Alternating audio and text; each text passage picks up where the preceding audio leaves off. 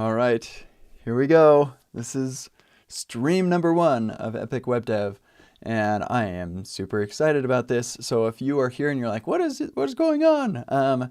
Then you're going to want to go to epicweb.dev and give me your email address, and I'll keep you up to date with what's going on. But basically, my stream yesterday will explain a lot more about all of this, and today we are building the app that we're going to use to teach all of everything that I know about web development. And so the way that this is going to work is I'm basically going to be working on this app pretty much every day, almost all day, for the next couple weeks, months, yeah, probably weeks. And my workshops start the first full week of November, I think, is probably when that will start. And so I definitely need to have all of this done by then. And so, because I need to like turn stuff into workshops.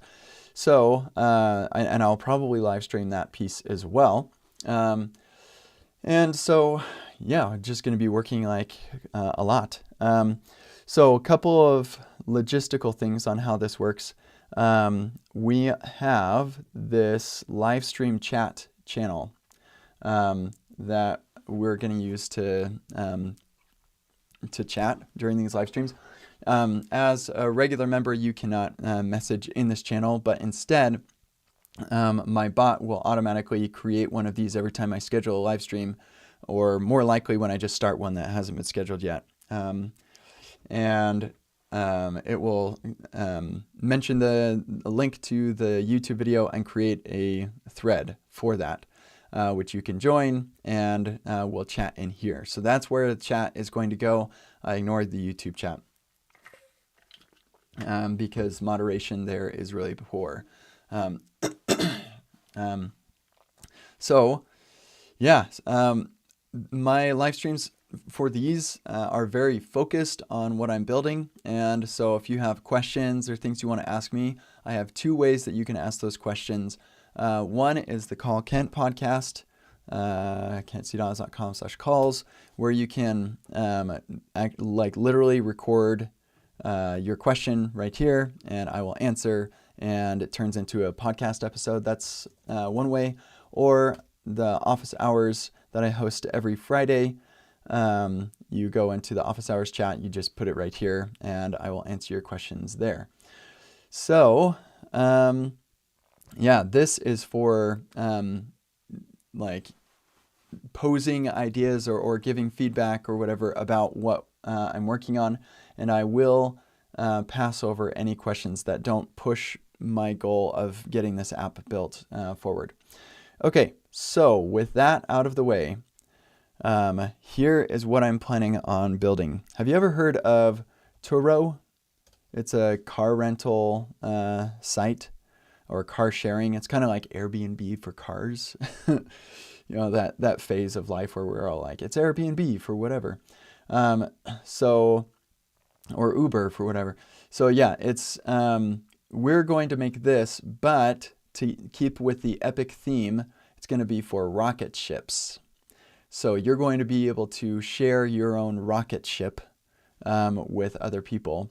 And those rocket ships, I think we're going to make like 3D models, and we'll be able to so when you're looking at a specific one, you'll have like a 3D model of the rocket ship on one side, and then like something else, the details on the right or something like that. I don't know. Design is going to come way later. This thing's going to look really ugly until we actually get a designer to work on it. So that's the idea, and it's going to have all sorts of things. So we'll have, of course, user accounts. You'll have different types of users. So we're going to have permissions, and we're going to have like a support thing here. So we'll have live chat. Yeah, lots of stuff. Probably integrations with things. It's going to be really cool. Lots of fun. And I've got my, actually I've got some plans here as well. How do I open this? Yeah, here we go. So yeah, these are some of the plans we've got. A bunch of topics that we're going to include. Features. So we're going to have geolocation. Yeah, the app spaceship rental roles. I didn't take these notes, so I'm just like reading these notes as so my team or my relationship with Skill Recordings or Egghead is very tight, and so we've been planning all this stuff. So they were taking the notes.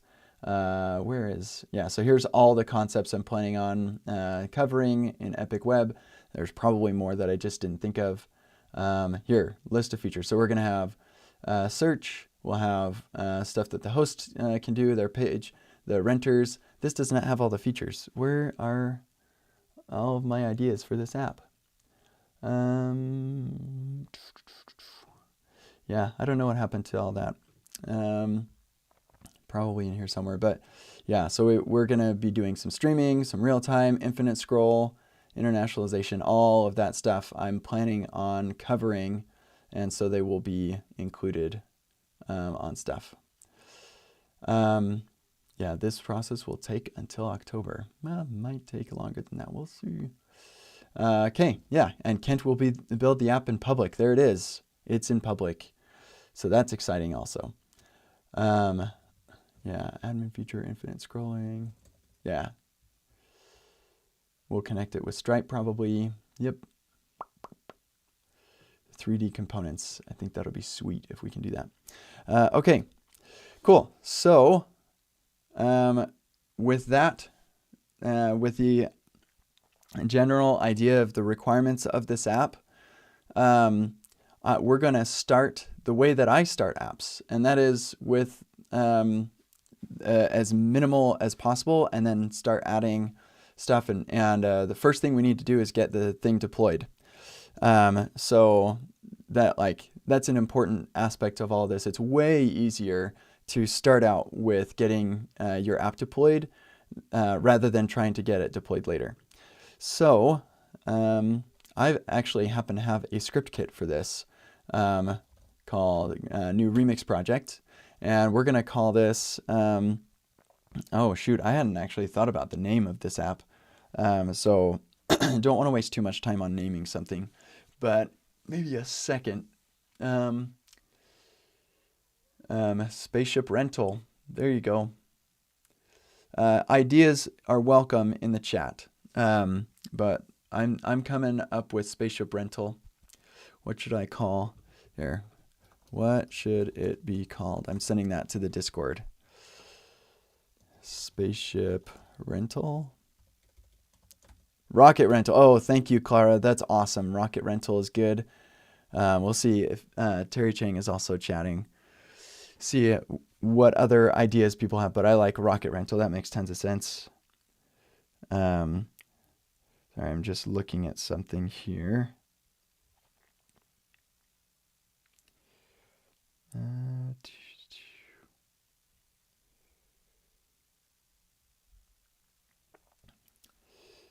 Yeah, rocket rental is pretty good. Yeah, we're going to go with rocket rental. Somebody's going to have to work hard to beat that, I think. So epic rocket rental. Thanks, Peter. I think we'll go with rocket rental. Okay, yeah, so remix project, rocket rental. I love it. That's great. I have an option to copy or fresh. So I wanted to be able to create quick remix projects without being connected to the internet. And so I have a remix project already created that this would just copy over, but I'm going to make it fresh. So we download everything, latest version of remix and all that stuff. So yeah, Rocketeer. Yeah, rocket rental, Airbnb for rockets. That's good. I think rocket rental is what we're gonna go with. So once this finally finishes, it's installing everything. Then it'll pull up VS Code for me. So let me just close this. And I think we could probably safely close this too.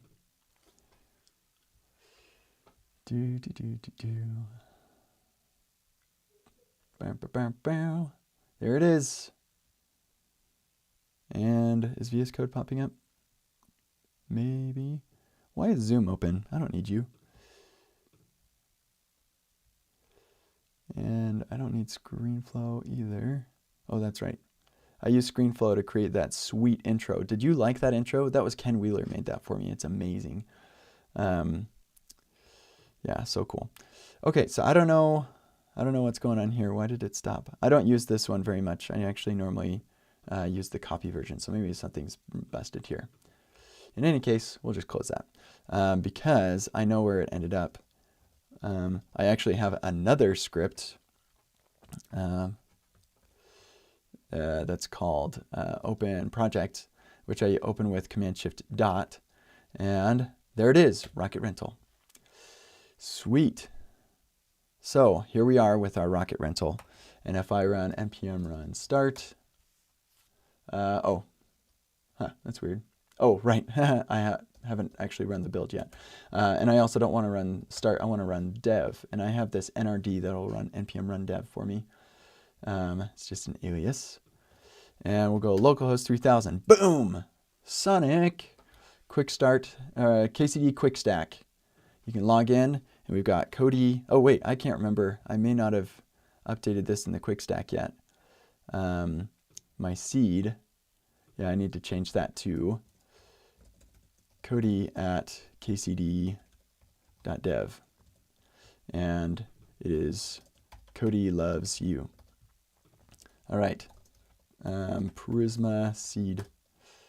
Prisma db seed. There we go. And run the dev script. Look, I don't even have to it refreshed my browser for me. I wouldn't have had to refresh because the server is ready to accept my request. kcd.dev, Cody loves you. And we want to log in. I should probably swap the order of those buttons. It's more common that somebody wants to log in than sign up. This probably won't matter a lot, but maybe it will, and it's really easy to fix. So there we go. We've got user auth and we've got all this stuff.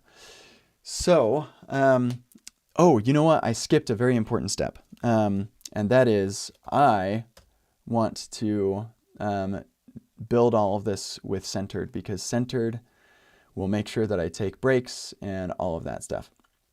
I need to make an EpicWeb room for centered, because that would be sweet, or group or whatever. So let's list out our tasks. See, everything I was doing used to be plans because my tasks are public, and I didn't want people to know what I was actually working on until I announced it yet. So now, what are we going to work on? So I think probably the first thing to do would be to list out more specifically the features that I want. I think that would probably be a worthwhile thing. Like this would be like a 10-minute thing in the notes of the repo. And so list out features, and then deploy app is another good one. We've already got our prettier and ESLint and stuff. Probably, set up testing. Yeah, maybe instead of the quick stack, I should use the indie stack, because that has testing all set up already. Yeah, I think we're probably going to do that. But I'm going to change a couple of things when we get there. Of course I am. That's how that works. Because testing's already set up over there, and it'd be a lot easier just to use that. Yeah, so we'll set up app or bootstrap app. Okay, and then let's see, could get the app deployed. Get all of that done pretty quick. Probably would be good to let's get to that point, and then we'll have a better idea of what we want to do. I'm thinking of all sorts of things, like, oh, we could do email and send emails and stuff like that. But I think we're probably good with just this to start. So starting session now, and ready? Let's go. Yeah, here we go. But I will not be playing music on this stream, and I realize that is going to make it not as interesting. But we're probably going to be using some of this stuff for, you know what? Forget that. We're using music. I need music. I don't want to just sit in silence. Yeah, see, that's rad. Except I don't want to get like a bunch of ads put up on my videos, so we need to change what music I'm listening to. Hold on a second. Sweet work. Now no, that's not a break time. I don't know how to use. A few deep breaths and focus your mind. Then keep flowing. No, you're confusing me. Okay. How do I change the music? Things have changed here. Here we go. Music. We're going to go with, I'm assuming that this stuff, I don't know how any of these sound. Vibrant collection tracks, energize. Sweet, that sounds good. All right, we'll go with that. Sure. Hopefully this doesn't get put ads on the YouTube videos, because that'd be stupid. Okay. Let's get rocking and rolling. Welcome back to your task. Thank you. Okay. Listing out features. That's where we're starting. And let me know if at any time the audio is at a weird level or anything like that.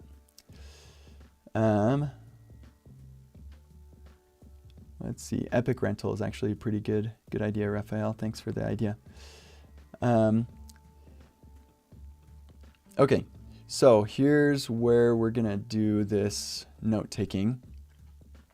We have the concept dump. We've got spaceship rental app. List of features. We have search, filter, hosts, renter. Yeah, we didn't get into all of this stuff here. We're going to have a support feature. Whoops. This will have live chat. We'll have an admin feed, for admins on the site. They'll be able to view all users, and they'll be able to do stuff there. I think that's sufficient there. Oh yeah, here we go. Opens up a live chat. That's where we're going to get live chat. So I don't think we need to worry about support. We'll just say support is an email that you send emails to. That's right. I forgot that we had live chat with the hosts, which is so rad. That'll be sweet. Oh, no way, Rue. That's cool. Space Toro concept. Yeah, it's a good one. It's a good idea. Okay. We also need onboarding. This will involve email verification. And what about 2FA? I don't know how hard that is to do. I've never done that before. But that would be an interesting thing to do.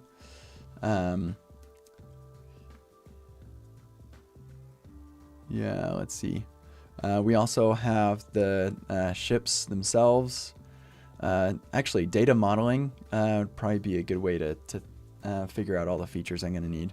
Yeah, for the ships, we're going to need a product page. Whoops, that was a mistake. There we go. What did I do? Huh. I don't know what yeah, there it is. And that was Control Tab. Okay. Good grief. Ships product page. They'll also need, like images, maybe 3D. 3D makes it really cool. And it doesn't have to make it super complicated. You just say, in a typical work environment, you're going to have somebody who knows how to do this, or you're going to contract that out to somebody, and they will send you these files, and you will use this component. So it's not something we're going to have to build ourselves. There is a level of specialization here. Okay, so we've got our images, ratings and reviews. yeah, everybody's going to have ratings and reviews. So you'll have, you'll be able to give a review to the host. You'll give a review to the ship. You'll give a review to the renter. Every one of them are going to have ratings and reviews. Is the web app accessible only in USA or Canada or worldwide? Worldwide. Yeah, for sure. Why not? I mean, we're going to space. It's available on the moon. Somehow. Okay, I think, let's see. So thinking of a typical user, they're going to come to the app and they're going to say, we're going to need a homepage for them. So homepage, terms of service, about page. So here, let's do public. Well, no, actually the ship's products pages will be public listed pages. Unblock and block users. Maybe, yeah, probably. Let's see. I'm trying to think what additional things we would learn by adding that feature.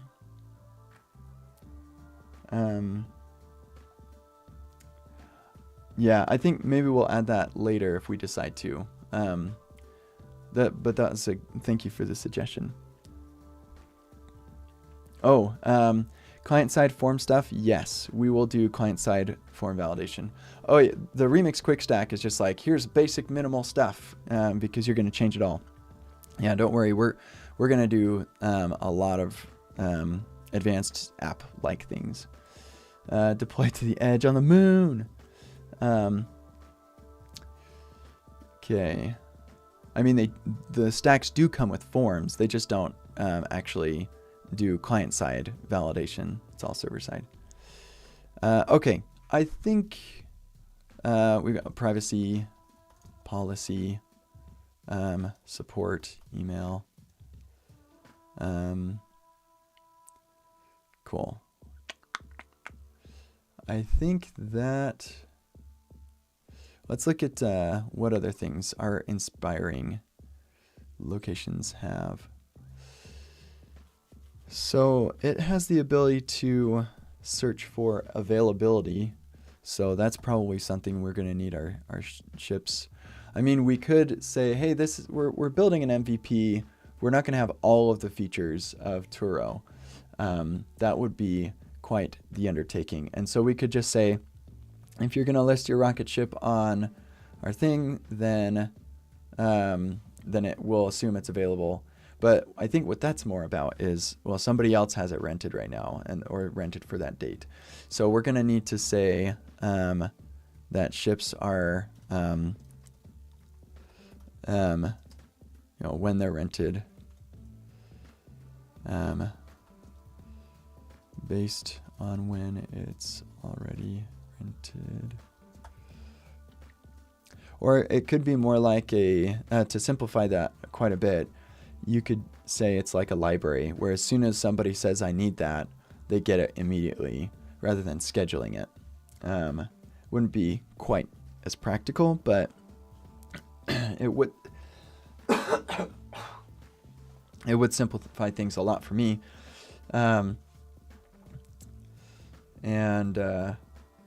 Yeah, and I don't think that there's any additional learnings by adding the complication of scheduling, unless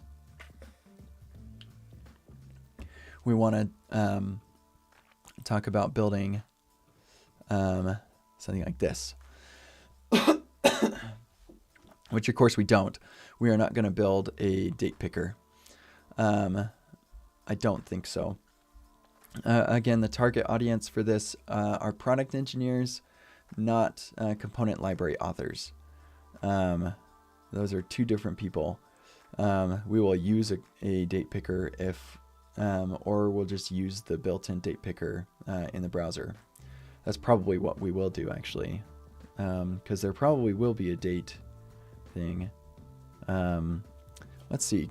Can built-in date pickers specify a date range? Date picker.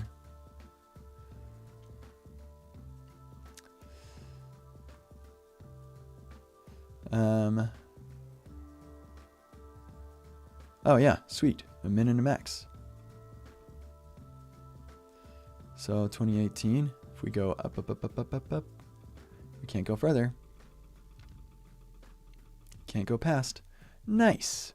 I'll give you one guess as to when this demo was created.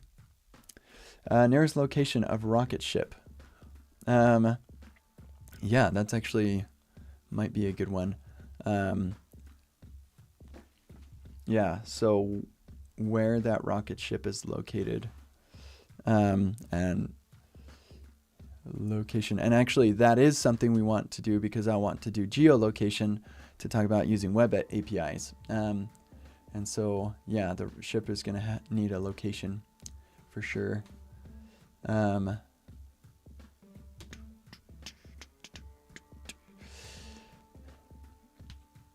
Okay.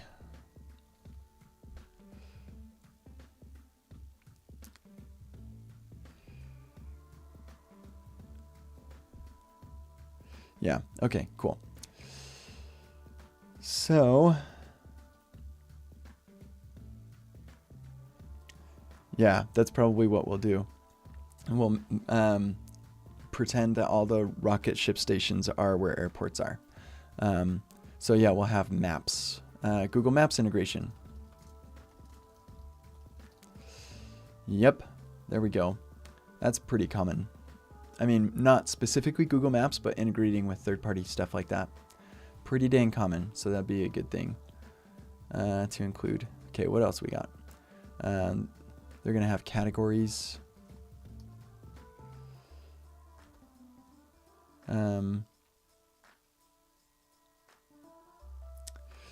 Can a host have more than one ship? Of course. Yeah, they have available ships.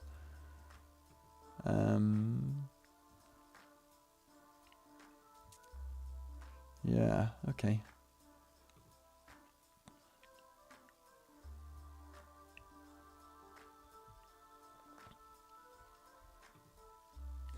Oh, we've got favorites.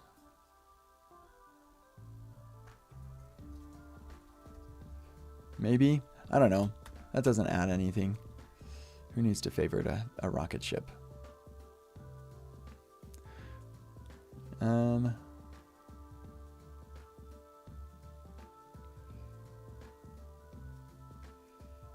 Yeah, cool. I think we've got pretty much everything. Yeah, reporting a listing and stuff, I think that'll just open an email to support. We don't need to go that deep into that stuff. Yeah, we're going to need a place to host those images when the users upload their images and profiles and stuff like that. Insurance. Yeah, who needs insurance? No, we're not going to do insurance. Yeah, okay. Feeling pretty good about this.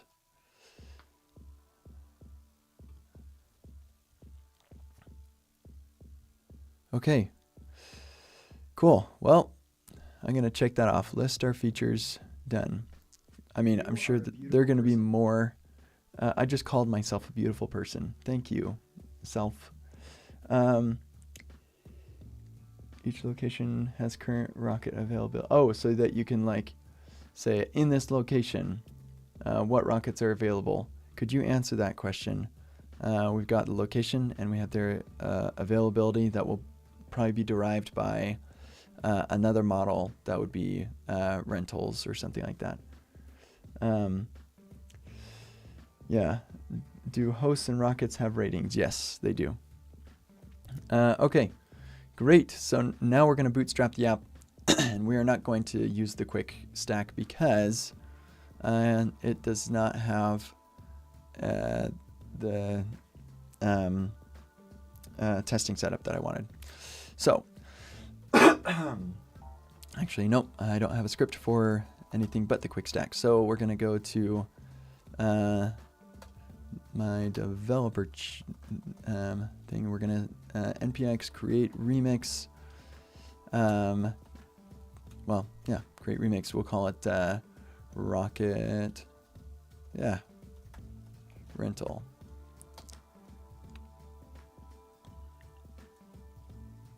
and pre-configured stack. I'm going to start with indies. We might bring Postgres into this later, but let's just keep things really simple and start with SQLite. Yes, we want to run npm install. And cd rocket rental. Pull up this while we're waiting for the installation to take place.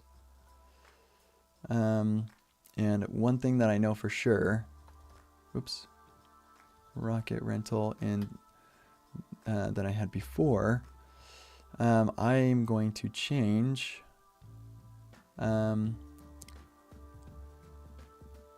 actually I'll just change everything that's in app. I just wanted everything else. There we go. Except I did want the test utils, or the test for utils. So we'll just go grab that. Just to serve as a test that can be run.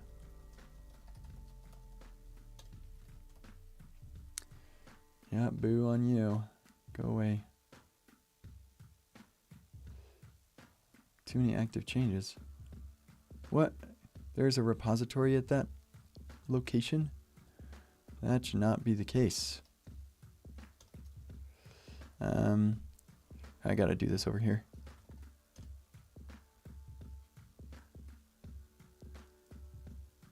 There is a git file. I thought that actually happened before, and I thought I deleted it.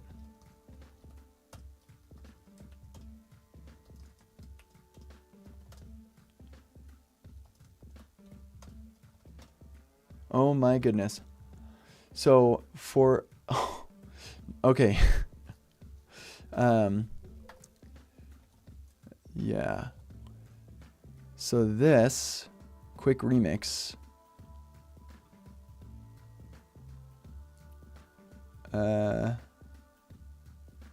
has been putting something in tilde/desktop, and it's not been working for some crazy reason, and that's why. Where is that happening?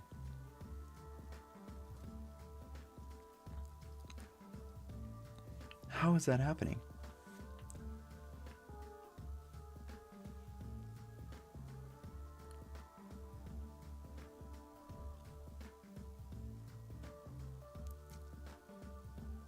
I don't know. Okay, but we're gonna get the user home, I guess. Is that right? Sweet. I'll just do home.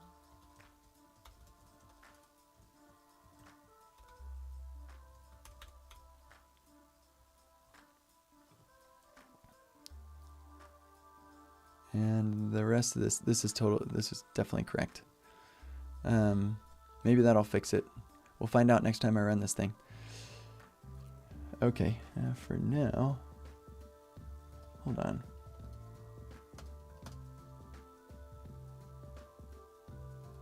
Oh, okay, whoops.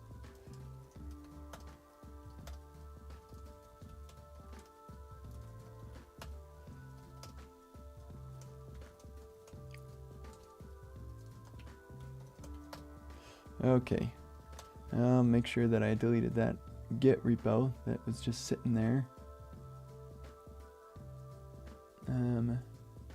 Yeah, okay, cool. Man, I've got a lot of dot folders.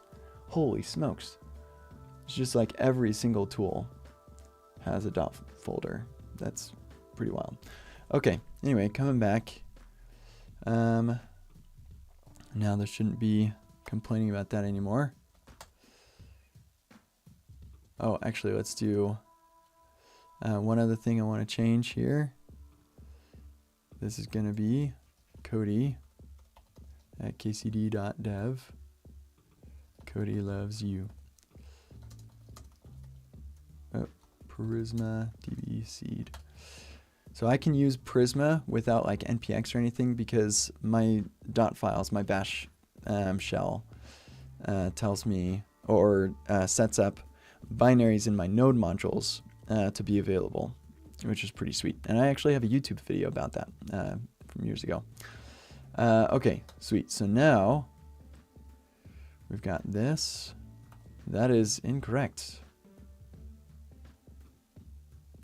This should not. Oh, actually, no, it is correct because I copied everything over. But now we have the testing set up. And the tests are definitely going to break. So let's actually get those tests going.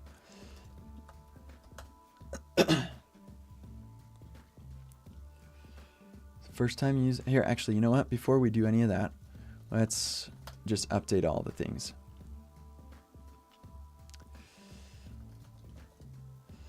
That blows away my package lock, my node modules, and reruns the install process.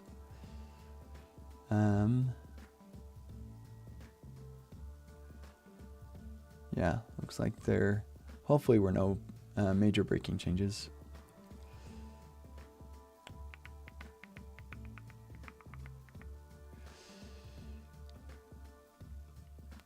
I'm going to need to figure out how to change this back to TypeScript without causing trouble.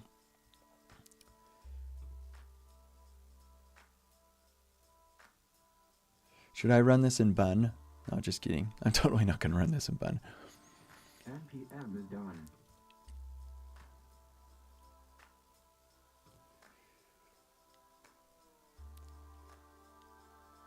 Okay, here we go.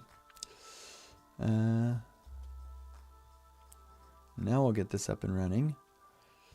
The test will definitely fail because the app is completely different. But so y'all can see. Yes. Here we go. We've got our smoke test. It's gonna not work.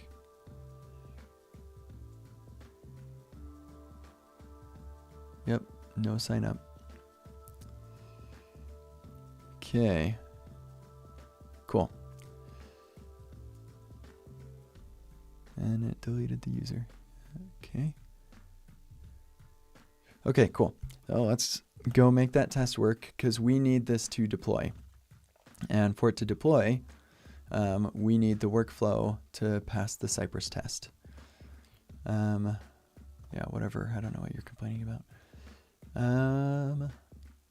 I'm looking for routes. Okay, so, or actually, you know what? I'm looking for tests, end-to-end smoke. So, I'm going to look for the one that says login. Fill in that. Yeah, here, let's see what happens.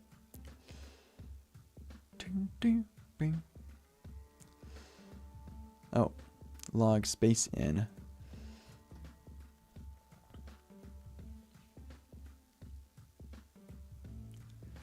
And now create account is not what I want. I want sign up. Is it a space?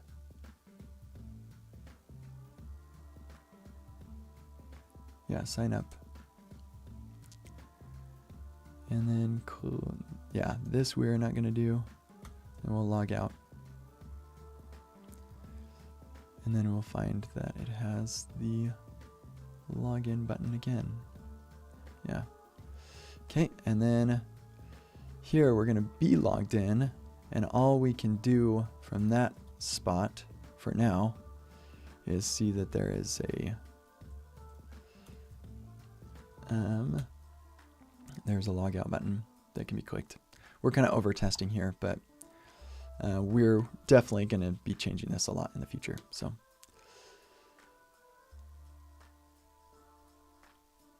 dun, dun, dun, dun. Sweet. Those tests pass, so that's good. How do I close this? Is it just close it or rerun tests, stop tests, toggle specs list? Oh, that's nice. Settings. See, this is a new UI that I haven't taken the time to explore yet. Huh. Fascinating. Choose your editor. Oh, sure. Dashboard settings. Log into the Cypress dashboard. I don't know if I'm going to do that. Maybe.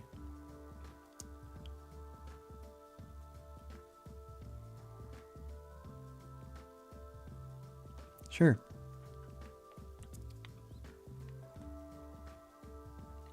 I thought I'd already done this.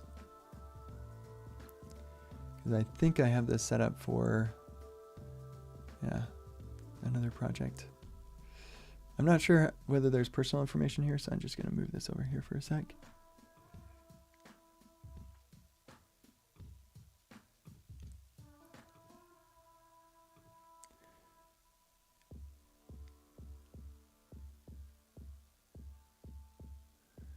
Okay, new project. This is going to be, yeah, I don't think there's anything that matters in here. Rocket rental. And it's GitHub Actions, and it's public.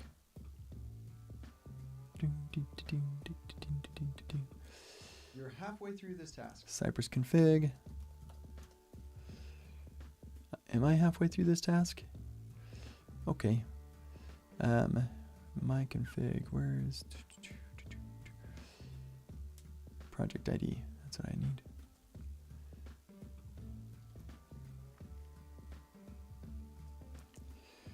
Okay, whoa. Huh, okay. Oh, huh, nice. That's cool.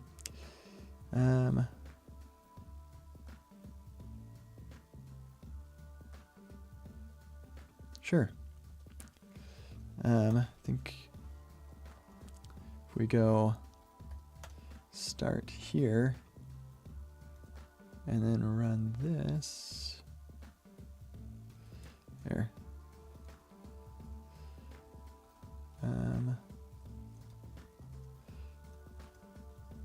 Oh, actually, no, that's right.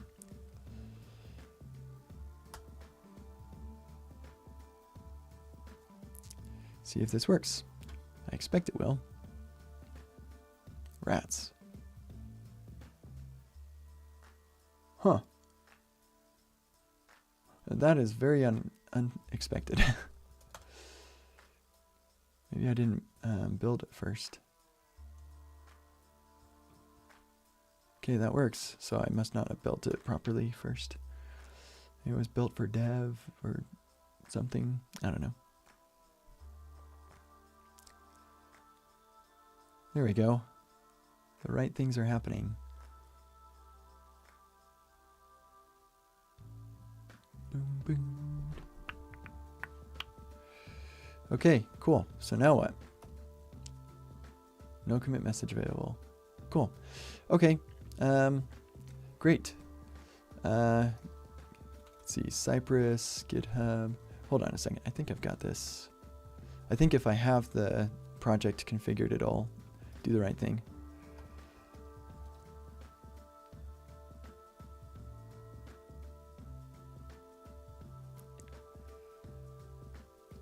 Yep. Cool. Okay. I think we are set. We have a validate script, right? Yeah. Tests are passing. Build is going. Oh, port is in use. Whoops. Let's try that again.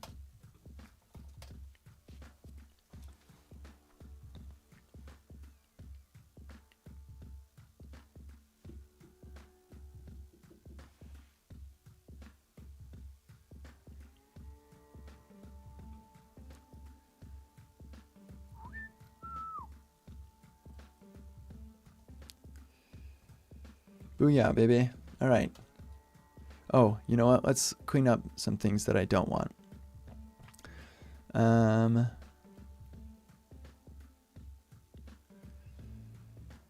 Oh, yeah. One thing that I do want to do is change the prettier config. Here's a big moment. If we go to the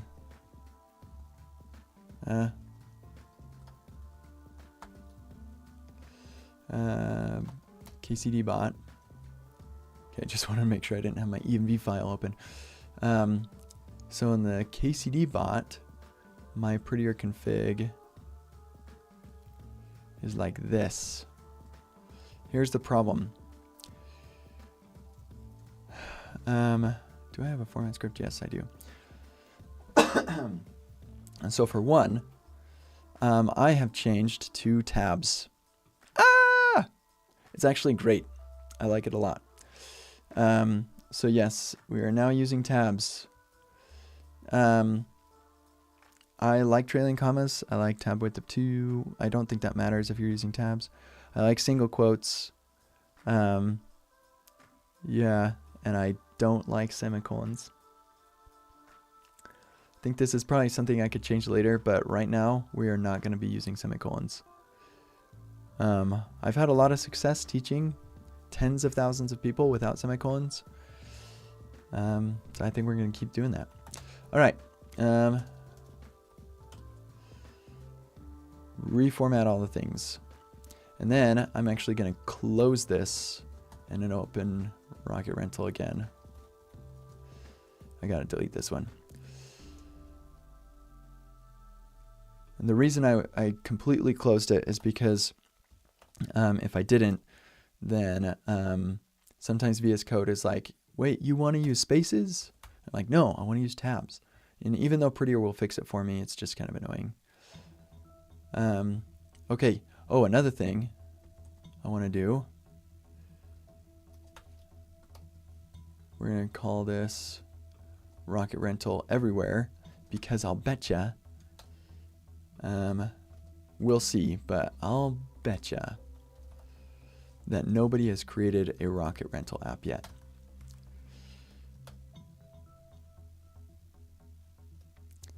Until now. Booyah! Yes, death to semicolons. Okay, cool. And let's initialize Git. And let's make a new repo. With the template. Hold on a second. Okay, no, that's good. No template. The owner is going to be EpicWeb Dev Rocket Rental. Rent rockets from rocking awesome people. Is that going to be our tagline? Yeah, sure. Public. Oh yeah, let's get our license going in here. License. So we're gonna just actually copy from code epic React fundamentals license.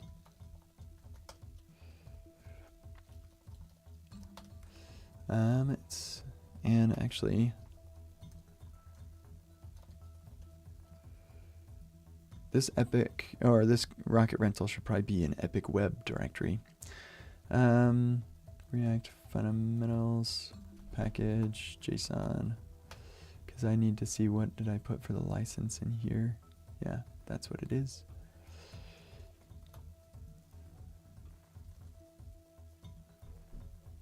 There we go.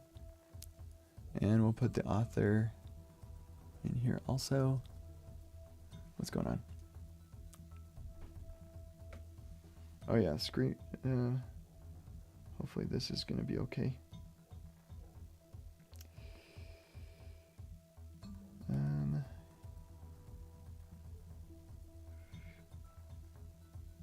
Okay. Getting recruited by SpaceX. That would be funny. You're going to do a Rocket Rental? I can't say I'd just immediately say no, but I would probably say no. Yeah, maybe that's who's at the door. Just kidding. No. Okay. I think we're ready to rock and roll. We're going to say this is greater than or equal to 16 or 18 even. And NPM is greater than or equal to 8.16, I think. Yeah.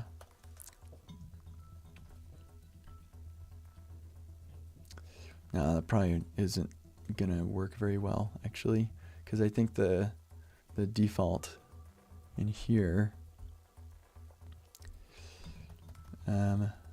when you install 18, it still installs like 8 point something lower than that. So we'll just, who cares? Okay, and the Docker file is also doing 16 still. So we're gonna do 18.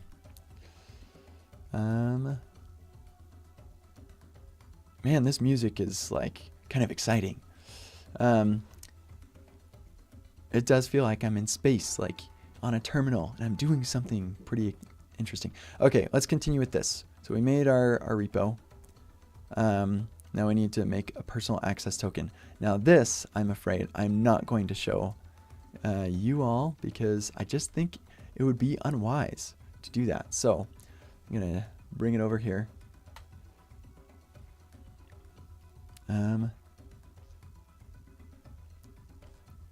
Confirm my identity. This is going to be for Rocket Rental. And we're going to copy that. And then we're going to come over here. We're going to bring this over here. And we're going to make a new repository secret. There are 2 minutes remaining. And it is called Fly API token. Add that secret. So we're good over there.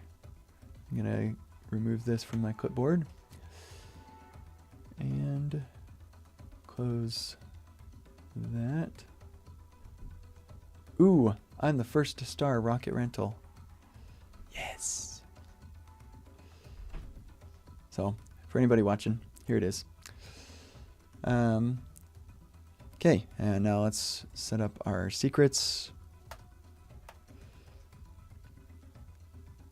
and set up our volumes. We will definitely, before we launch, we'll change this to a bigger size probably.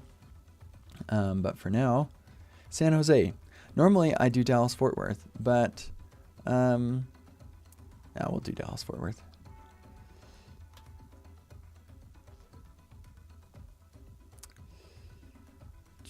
I don't know why I'm doing Dallas-Fort Worth, but that's where we're going to go.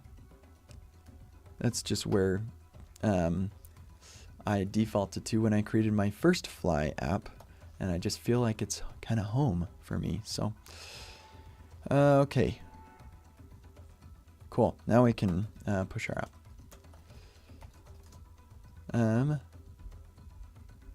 Okay, we are looking. Oh, you know what? There was something else I wanted to do. I don't need git pod in this project.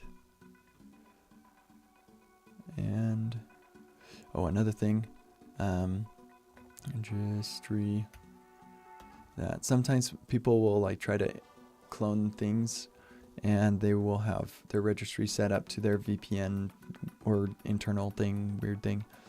And I don't want to have to deal with that.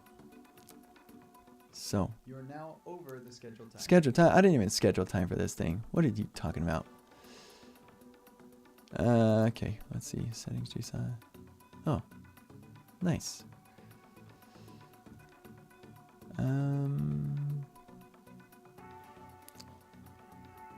Yes. I think we're set.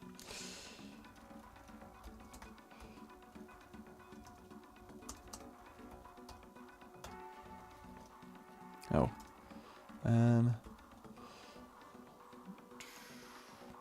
That is what I want. There we go. Init rocket ship.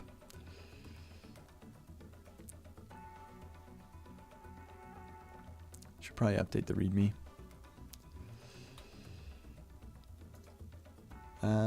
Rocket rental. More details forthcoming. You know what? That's stupid. Because when I start a project, I always like to describe how things are set up. So let's go back.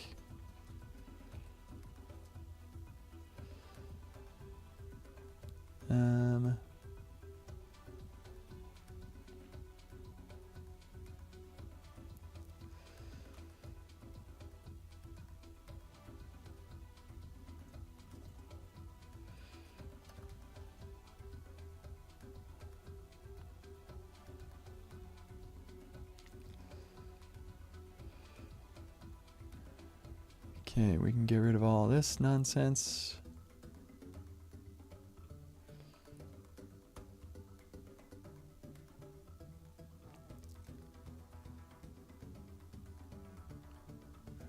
This is Cody at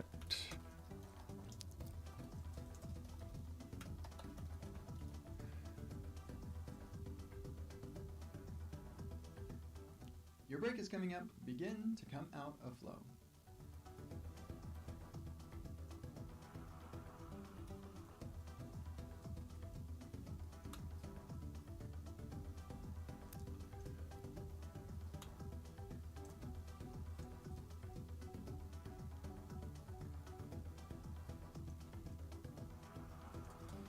Rocket rental. Let's launch together. Sweet work. Now. All right, break time. I'm going to take this break. Away from your screen. You can probably go to actions and watch this during the break if you want. Hopefully it deploys. So break time. Thanks everybody. We'll see you in about 5 minutes.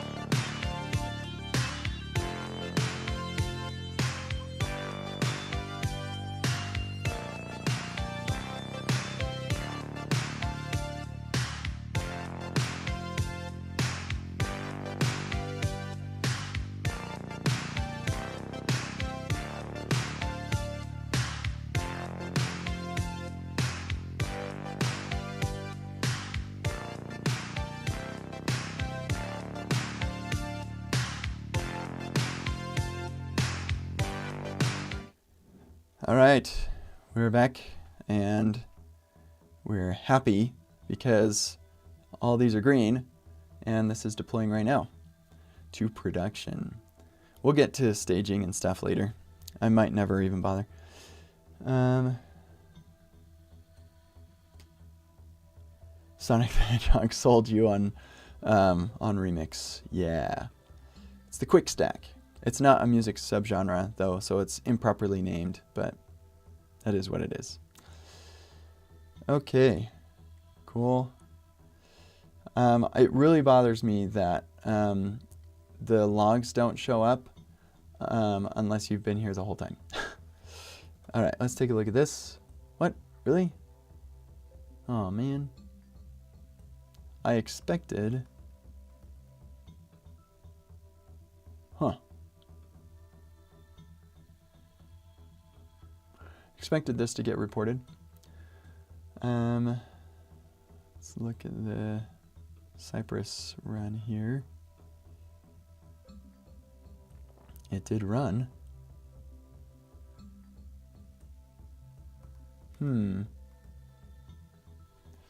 Okay, Cypress dashboard, GitHub actions.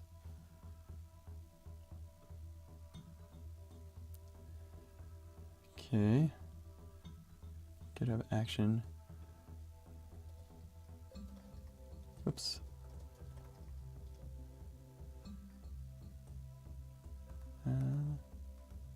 Yeah, version 4.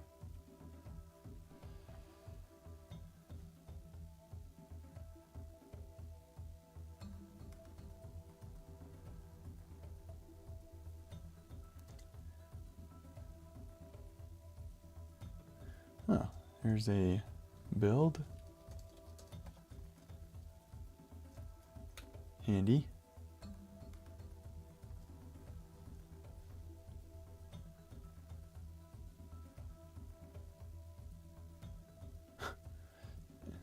We're not going to tell you how to do that. We'll just tell you you need to.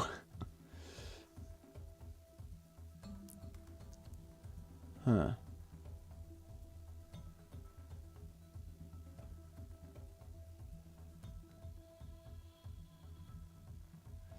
Yeah, the deploy times, yeah, it failed, whoops. Deploy times of a Docker container are a pain. Oh man, health check failed because what happened to, I messed up. I need to, yeah, that's right. I deleted the health check thing. I want to add that back. Yeah, deploy times are kind of annoying when you're deploying a Docker container. This would probably be faster if I was just doing Node, but even then, still not great. You need a buildless thing, but also like keep in mind you probably have tests running and everything too, yeah, it's gonna take some time, but yeah, it would be sweet to just like upload files and they're running, and one day we'll probably get there. Okay, what am I looking for? App routes health check. Yeah, we're just going to grab this.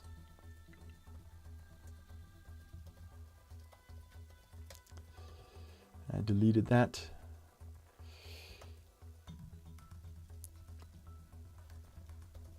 Fix things. Oh, let's see if we can fix the Cypress thing really quick too. Using action.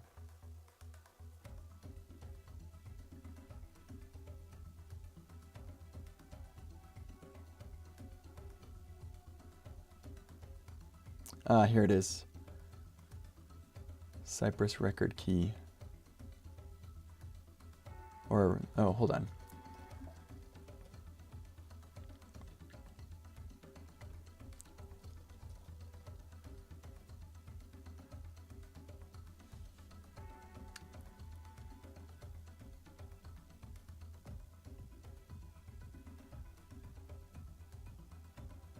Yeah, okay.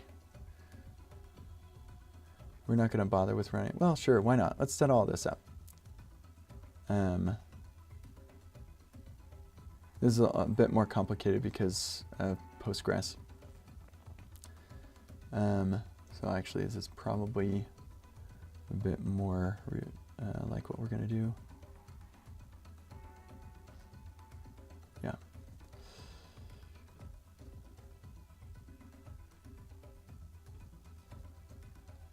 Okay.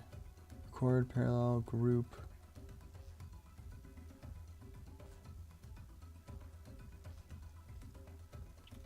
And then dashboard record key. How about we call it the same thing to not make it confusing? Okay. I think it's record key, not record, but there you have it. Okay. I grab this also, bring this over. While we do these secret things, I give myself 10 points if I go this whole stream today without revealing any secrets.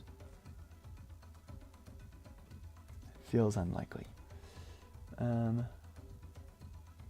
Oh, you know what? I think I already did. Because I ran that script earlier. I'm going to delete that.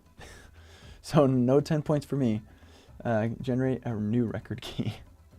Or record key. I don't know what to call it. Is it a record or a record? I blame the English language for that. Cypress record key. Yep, that's what we're going to go with. Add that secret. And go back here. Come over here. And, oh, you know, another thing we're going to do is root title rocket rental. Is it rentals or rental? I can't remember. Yeah, rental.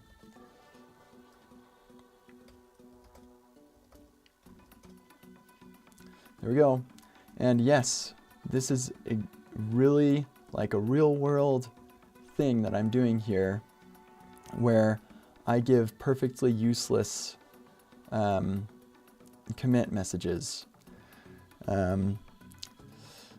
In a work environment, when you've got coworkers and stuff, then typically you're going to want to have better commit messages that like are descriptive of what actually is changing and everything. Yeah, we're going to be just sticking with what we've got here because it works. I don't need anything special.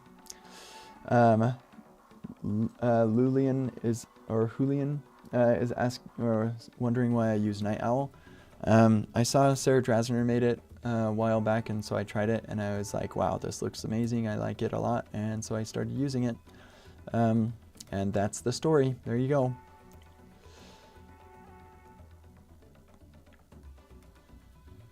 What is the group thing for? I don't think I needed that.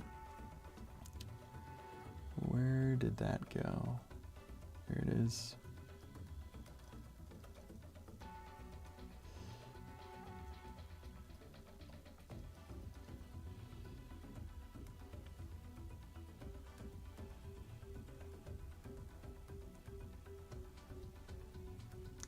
Yeah, okay, what am I doing in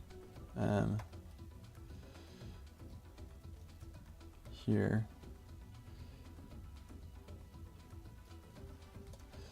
I am workflows, development, or whatever. Here,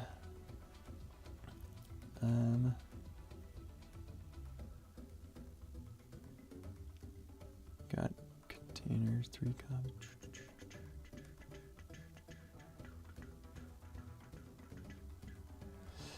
Yeah, let's do this.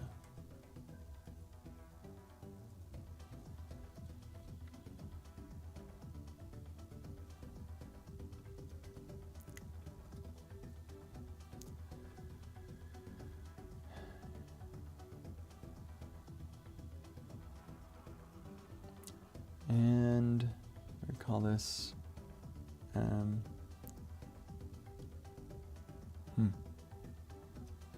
Rocket Cypress. Now this didn't do containers, it did machines.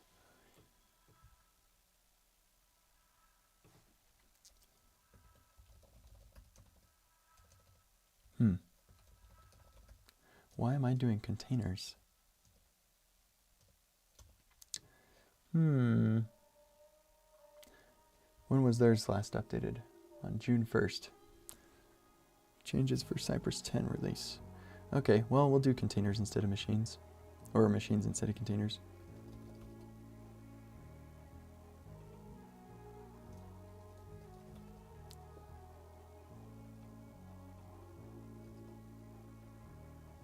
Yep, okay.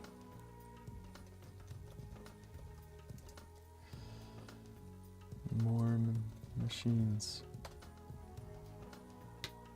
Oh, whoops. I mean, maybe I want to do that. It seems to be working as is, though. So I'm not going to bother changing anything here. But we'll call this machines.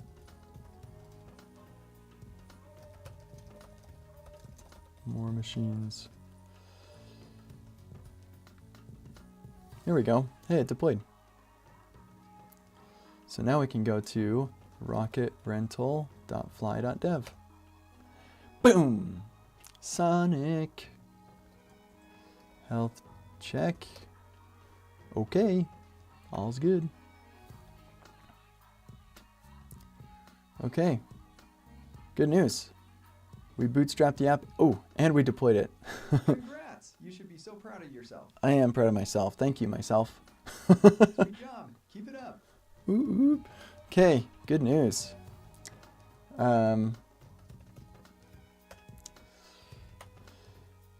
Sure, actually, let's go ahead and... Oh, did I push that already? So we can come here. Oh, and let's look at this. Fix things. Booyah. Yay, no errors. Nice. So that's cool. Hold on. Didn't I just...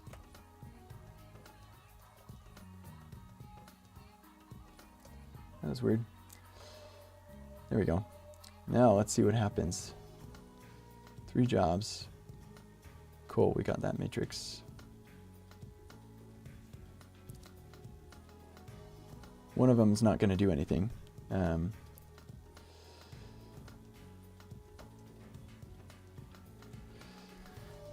Okay, cool. So next, we need to decide what we're doing next, because I finished all the things I said I was going to do. I think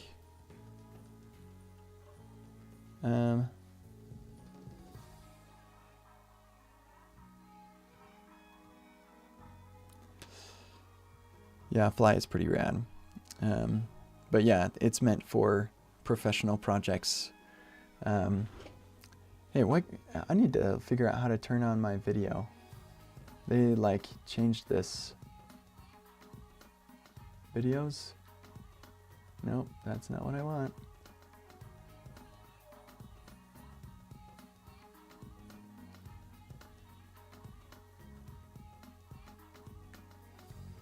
Advanced session settings.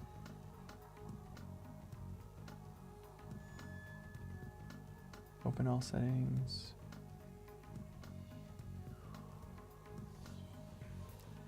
Huh.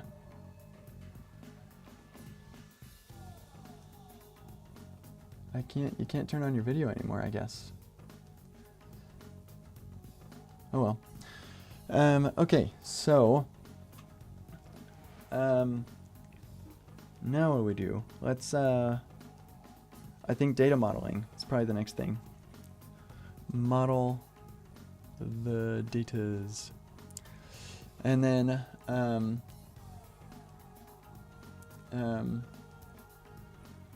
you know what? Modeling the data is a good idea.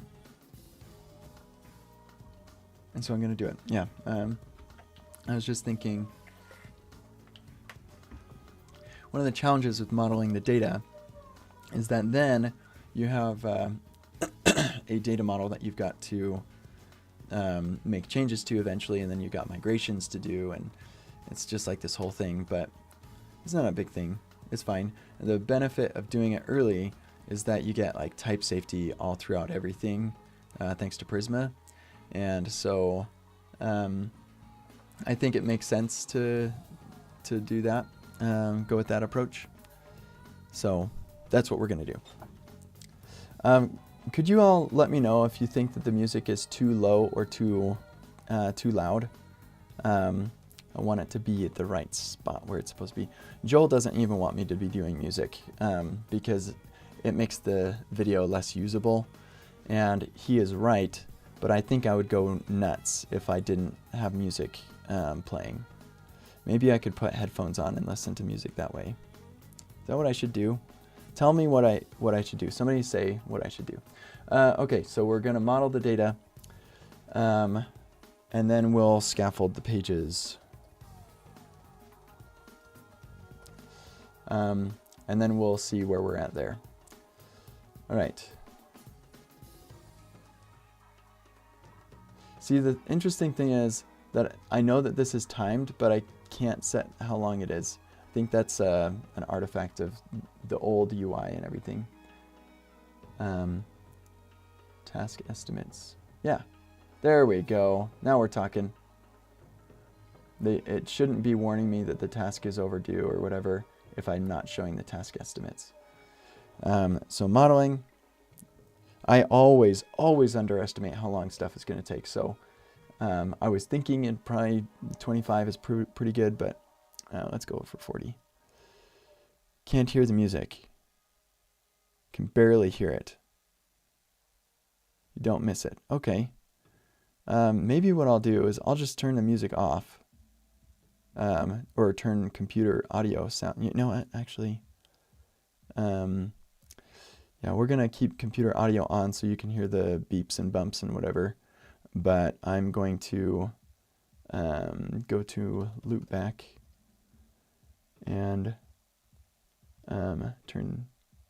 Oh, rats. So now you won't hear... Actually, that's probably a good thing. Yeah. Yeah, that's probably a good thing. Okay, cool. So now I can turn computer audio up and you won't hear that music. Good. So you'll hear like the beeps and bumps, but you won't hear the music. Okay, what's the task app I'm using? It's called Centered, and it's awesome. Maybe you run a microphone. Yeah, no, I think we're good. I think we're fine. Okay, cool. So let's model some data. Move that over. Prisma. Migration, no. Schema. Here we go. Okay. So, for one thing, I know that... Whoa. Yeah, we don't want notes. Get rid of the notes. Notes are dumb. Who needs notes? Nobody needs notes. Okay, so there are... Oh, we do want a password, though. For a user, we need to know whether they're verified. I am going to do a username and password instead of magic links. Why am I going to do that? I like magic links for myself. And but this is not the case for most apps. And gosh, I don't know. I feel like magic links are pretty dang secure.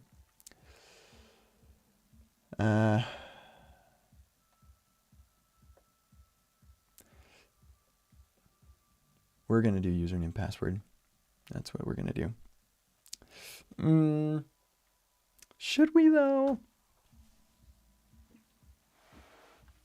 It's like completely different in how some things go. Should I do both? Is Benjamin, are you asking if I should do both user password and magic link? Not going to do that for sure. It's just too much work for not enough benefit. So, isn't there like a format?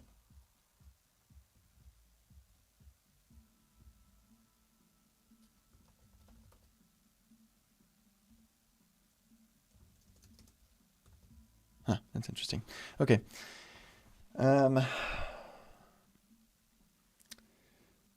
So if I do, the benefit of doing magic links is that then everybody has an account. And all they have to do, regardless of whether the account exists in our system or not, is they provide an email address. And then they get an email, they click a button, and poof, they're in onboarding if they don't have an account yet, or they're in their account if they do. And there's no password reset you have to worry about.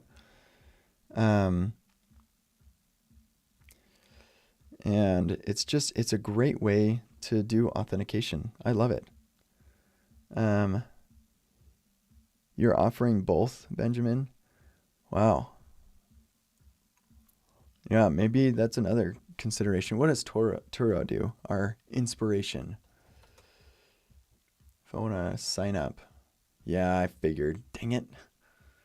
They do social logins, and I kind of thought that's probably what they did. What about Avis?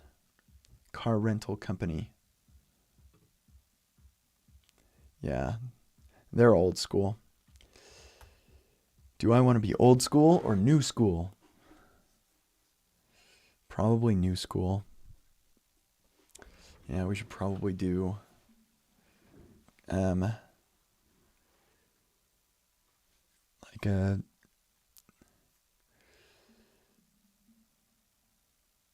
how would you do multi-factor authentication with magic links? I don't know, actually. I mean, you could probably still do the code. Why is a password separate in the database table? Because if you don't do that, then querying the user and saying, oh, just get me everything for the user and send it to the client, that has their password. You have to always remember, oh yeah, don't send the password. But if you put it as a separate table, then all they get is an ID to the password, which is like no big deal.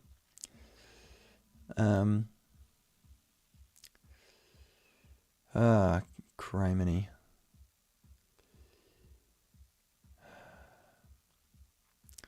Okay. I think, how important is it for people to know, do I want people to be able to learn how to integrate with third-party authentication providers? Probably yes. Yeah, probably. So we'd have email, and this is going to have a password. And then forgot your password. Yeah. Hey, this worked.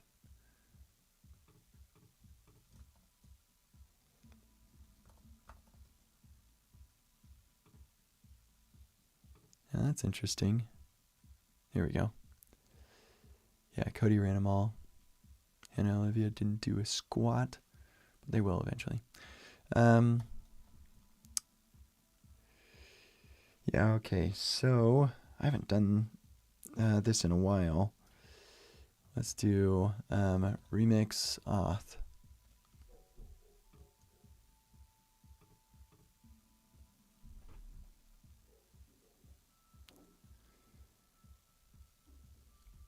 There are got to be links to strategies, different strategies. Where are the strategies?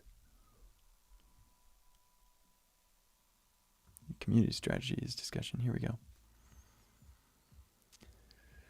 So we've got the form strategy. I think that is just the username, password.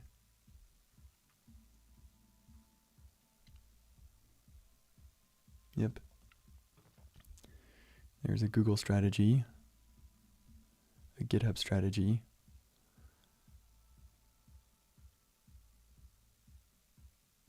Oh, interesting. Socials.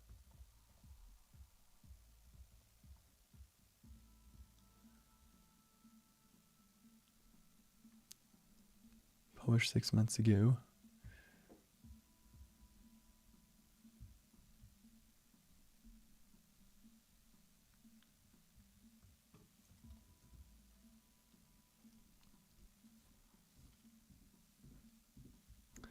I think it's a mistake to put these all in a single package.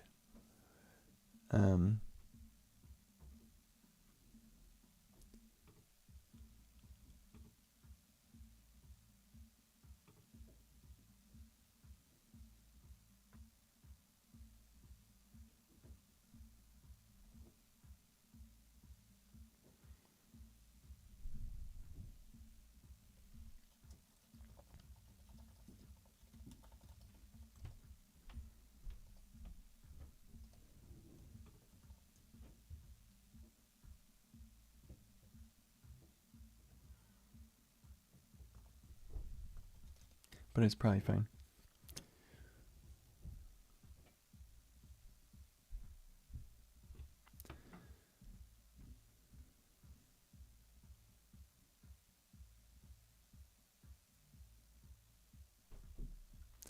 Okay, I think I'm actually leaning to using this. We can, wow, they got a Discord strategy. That's cool. We'll probably do GitHub, Google, and email.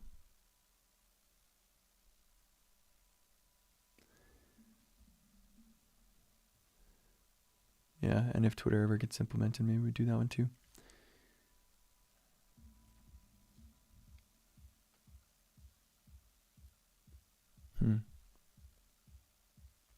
Okay, cool. So we set up our routes. Let's, you know what? I kind of want to do this first. Here, we're going to add another task. Implement third-party auth. I think we're making the right choice here. And this is going to take 1 hour, no, 2 hours. Okay, cool. So routes auth provider, that makes sense to me. Let's just undo all these changes. We don't need those changes right now. Auth provider TSX. And instead of this, we're changing the way we do this.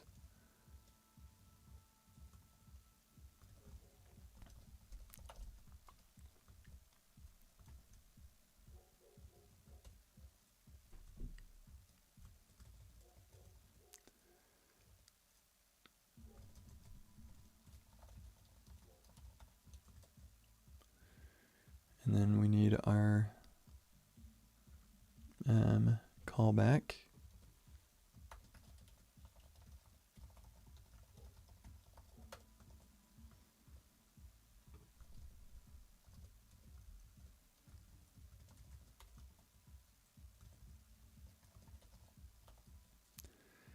We just kind of changed the way we do things recently. Okay. Let me make sure I understand what this is doing. So we'll build the authenticator later.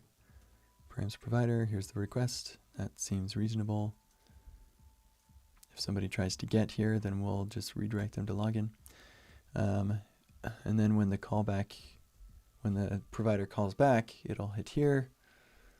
And send them to dashboard for us. That will be, yeah, undetermined. So we'll leave it there, then log in if it fails. Okay. Here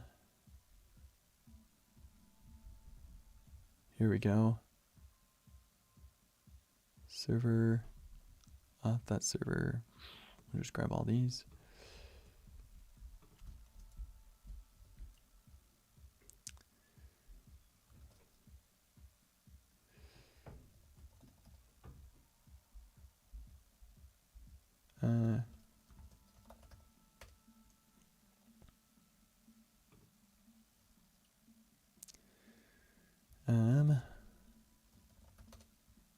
That we're going to call this I'm going to rename this file to miscellaneous We'll get that a better name later, maybe.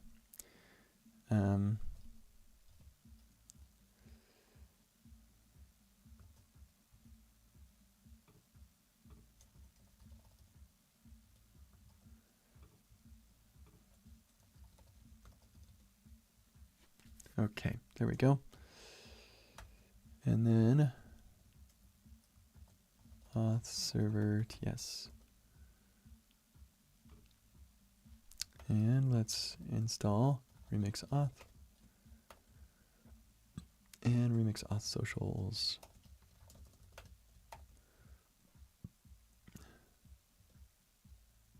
Services.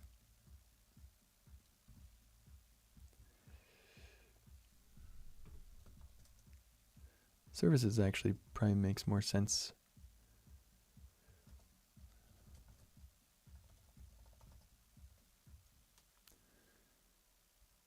Put our session server stuff in here. So how does he use the session? Okay, well, I got to learn more about Remix Auth.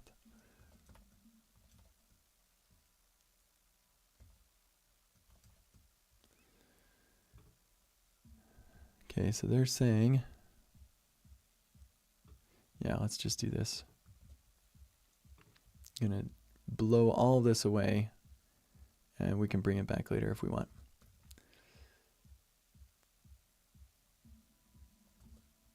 Except I want to keep that session secret.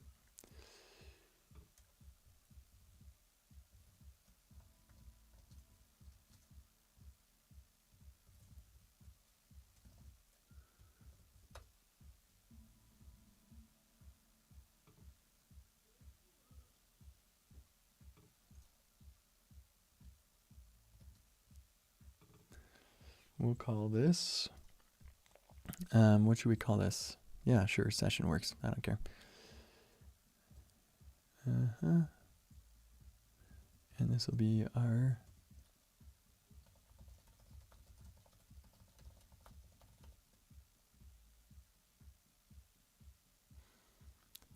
okay. And we can get rid of all these comments.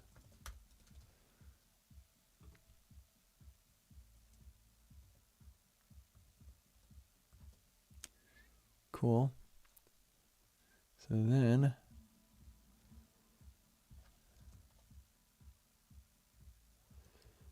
we're going to move this into services.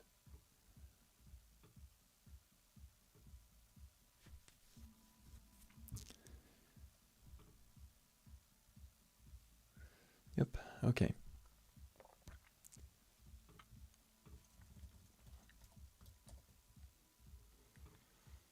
Okay, session key. Why do we set the session key here, I wonder?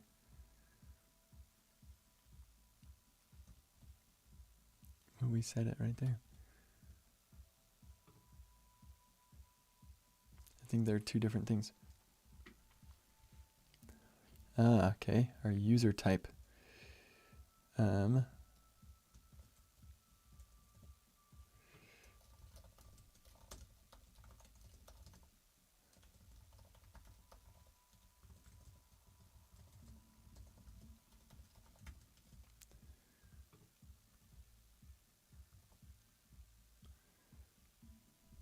Yeah, these are all yelling because, yeah, we'll get to that later.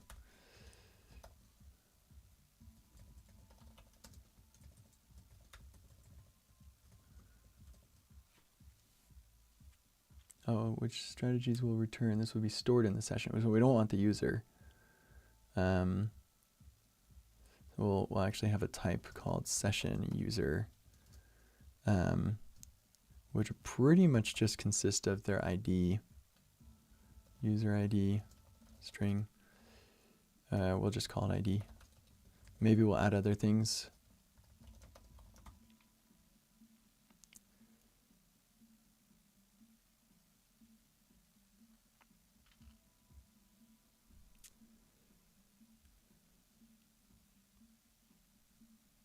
Oh, good grief, come on.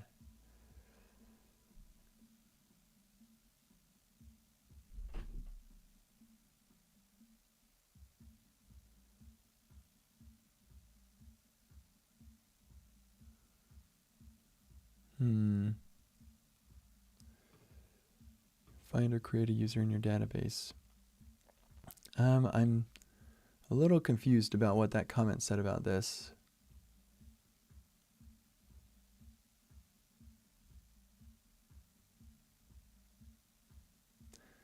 And we're going to call this a token. And we're going to get rid of this because I still don't understand what that is. And now we need a env thing. So where did I put that? I need to stand up.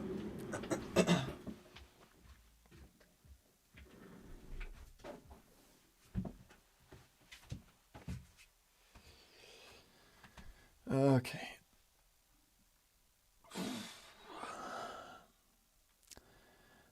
I just made one of these for my own bot, so why is it not autofocusing properly? So if we come here and go to app, yesterday I actually merged my bot with the Remix app, and so now it's actually all in the same, and it's awesome.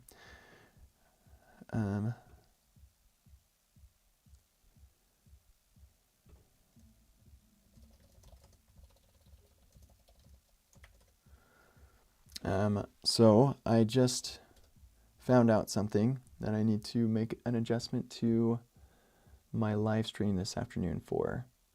I may not even live stream this afternoon. We will see. But if you are following the calendar, which you can find at kentcdons.com/live, there's a link to a calendar you can subscribe to, and I'm probably going to embed the calendar in there at some point. But it'll show you my live stream schedule and stuff. So this afternoon I am actually going to the dentist because I think one of my fillings broke, and I'm going on a big trip, so I need to get that fixed soon. Okay, anyway, and my wife was really kind and set that up for me. Okay, so we're going to utils env. Then we come over here, env.server.ts. What is this all about? Hold on a second. I'm just going to take a quick break. We'll be right back.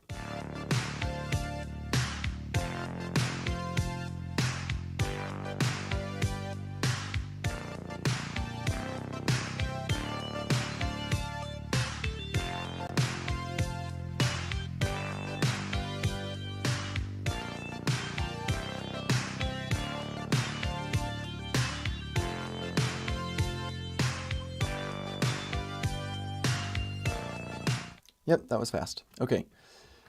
Paste all this in here. I need to find a way to take this array and turn it into stuff on the interface.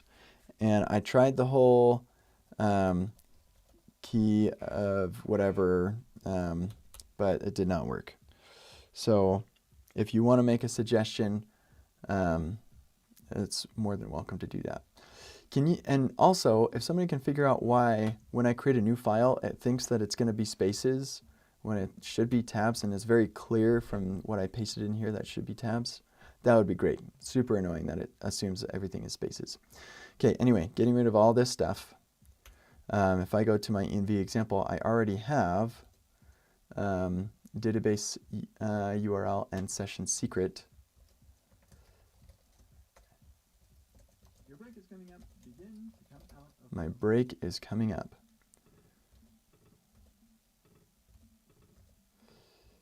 Okay, there we go. And now, just in my entry server, import star as env from utils env.server env init. sweet work. Now enjoy a break. Okay, my Give yourself some gratitude for the work you did. the centered app is telling me to take a break, and I am going to take a break. So We'll see you in about 5 minutes.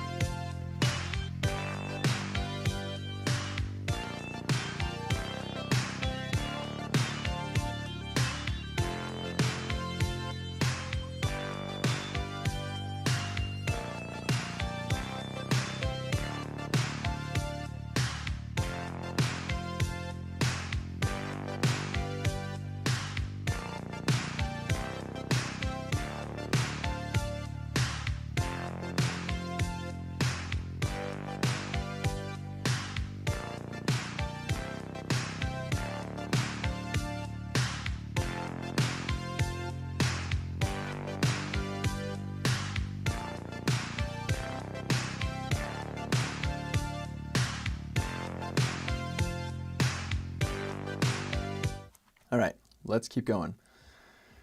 So, yeah, pretty sure that,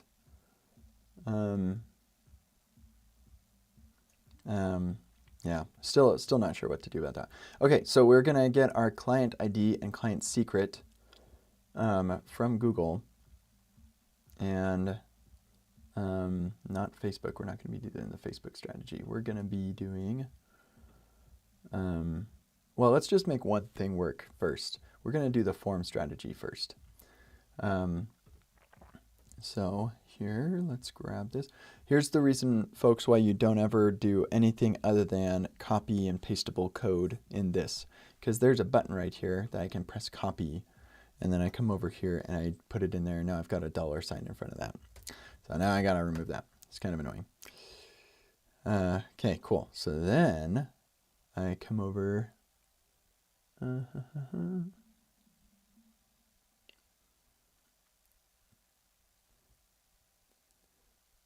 Yeah, I've got my authenticator.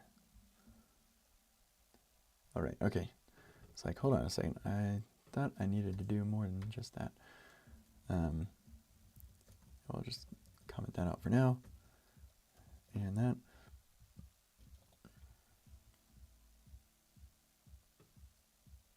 Grab all this and stick it right there. And yeah, let's bring in tiny invariant.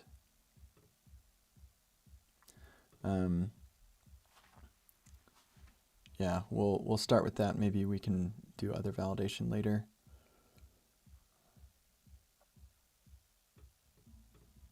Yeah, we don't need context. If you have a password, you should hash it. Yes, we actually have that. bcrypt.js will do that for us.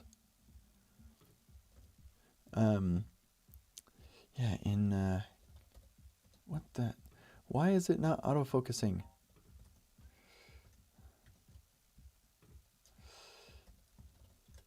In my website, I've got a hash or encryption. There we go. This is for my magic links. Yeah, that's not for hashing. That's for encrypting. Yeah, different thing. So yeah, we're just bcrypt is sufficient for what we are doing. And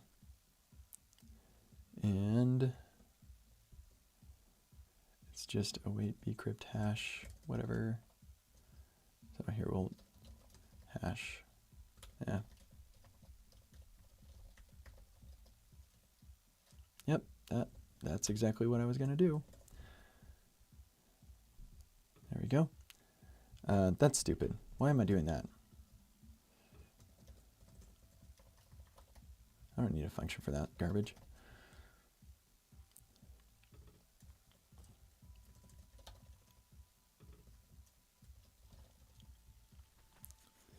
I don't care what Ryan says. I don't mind saying const.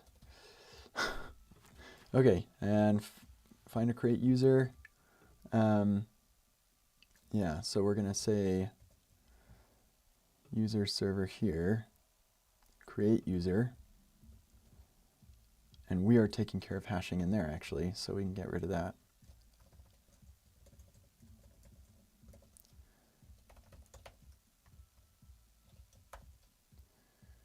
And instead of username, we are going to make it be a password or an email.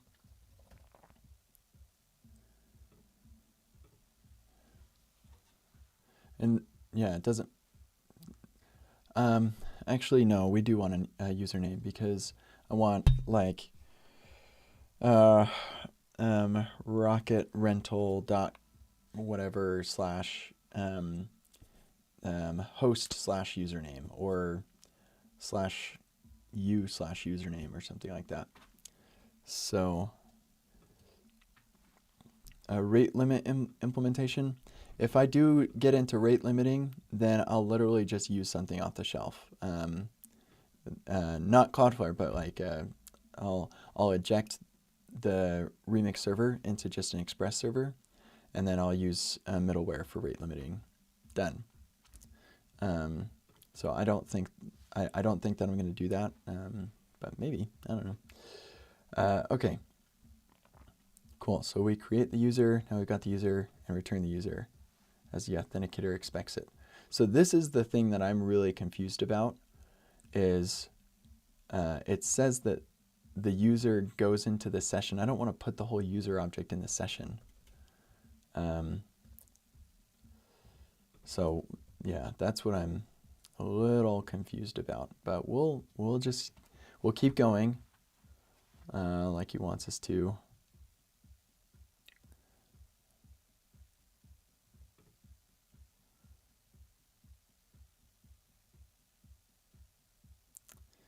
Yeah.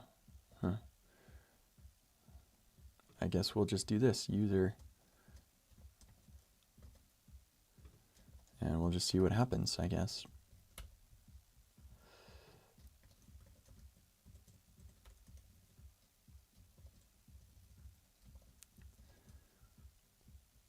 Okay, cool. So with that in place, to authenticate the user,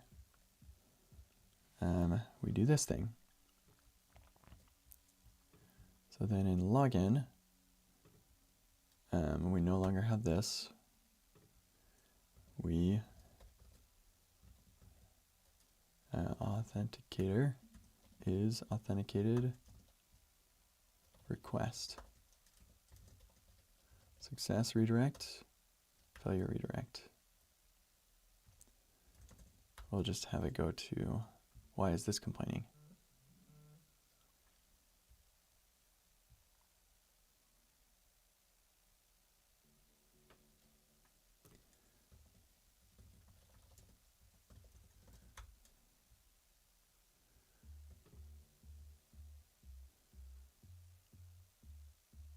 Huh, that's interesting. So you have one or the other. I see.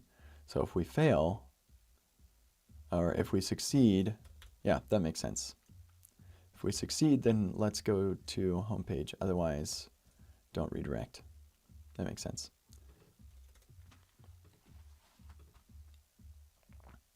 And then here,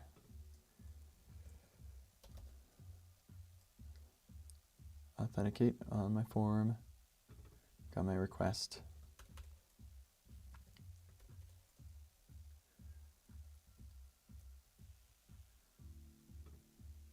So my confusion is, how do I do validation? So let's look at this.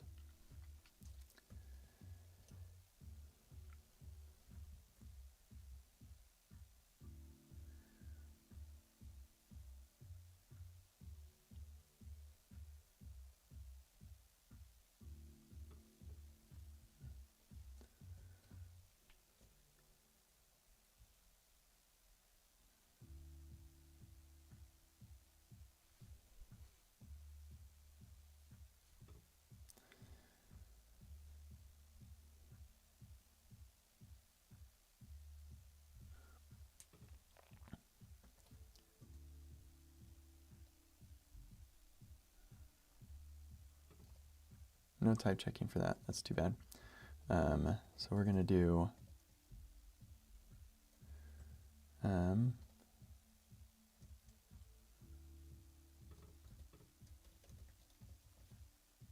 that's not what that is.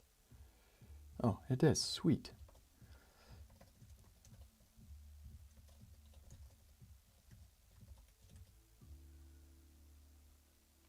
See if that works.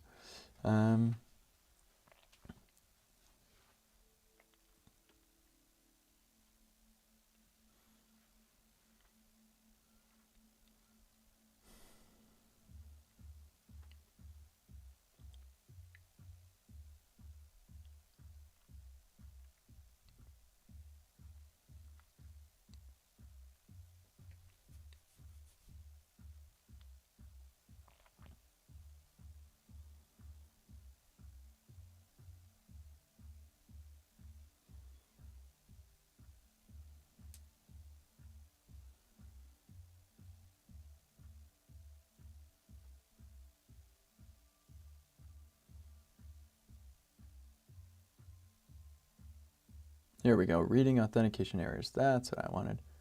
Session error key.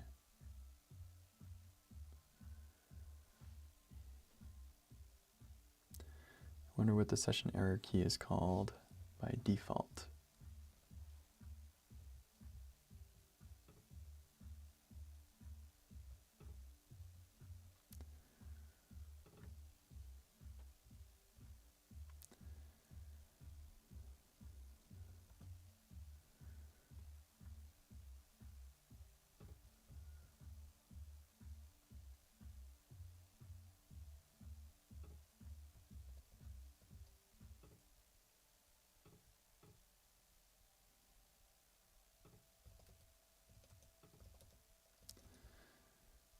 Okay, come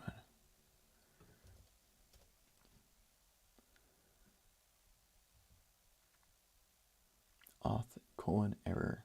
That's good enough for me. Okay.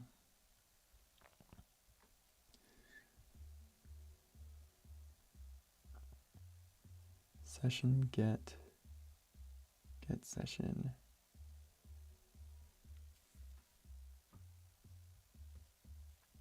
Okay, cool. So coming back over here, we actually do all of this in the loader. Kind of old way to do this. Okay, so we're gonna say get session request. Yeah, basically all the things that they're doing. Copy paste.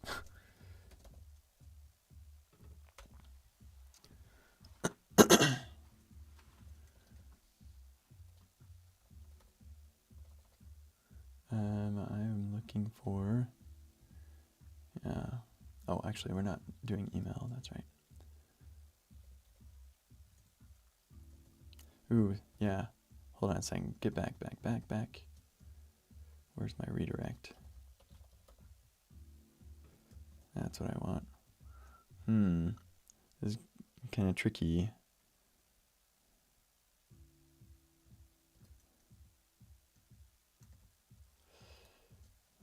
Because I don't want to pass it the request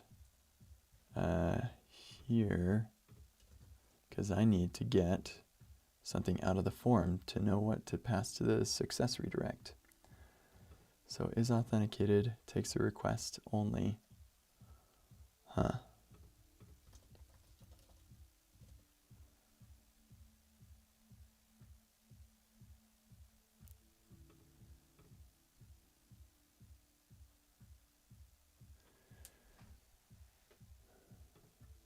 Okay, so it's not reading the request body. Yeah, okay, cool. So I can say form data equals, wait, no, I want to do that in here, and yeah, that's right. And this one is definitely reading the form body.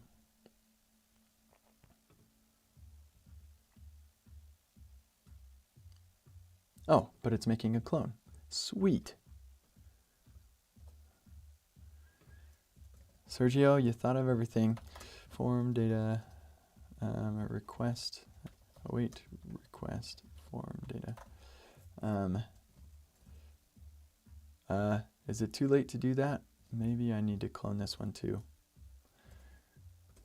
Yeah, I think if I read the body and then try to clone after, that could be a problem. So this should work. Safe redirect.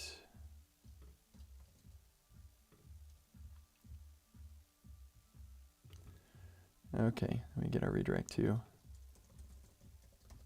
There we go. It's just a really handy feature. So that's good. Okay, so then if it fails, it'll redirect to login, which gets it into here, and then we get our errors. Okay, so now this is going to be a little bit different because we no longer have action data. This is kind of going back to the time before we had actions, or at least action data. The reason we didn't like that was because it was just a lot of work wiring things, but it came with the benefit of actually no, the actions work without stuff. Anyway, doesn't matter because I don't have to do it because I'm using this library that does it for me. So would I have it any other way? I don't think so. I think it's fine putting it in this session. Yeah, it's probably fine. Okay, cool. So let's get our data. Use loader data, type of loader, and the error could be any, huh?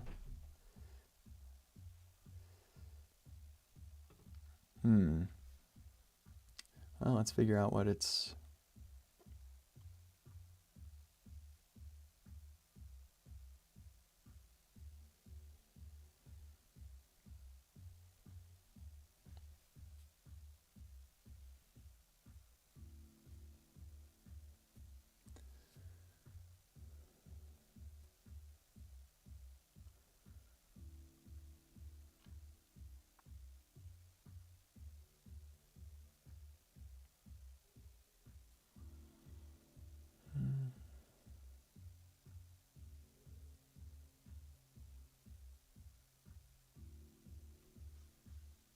Oh, okay.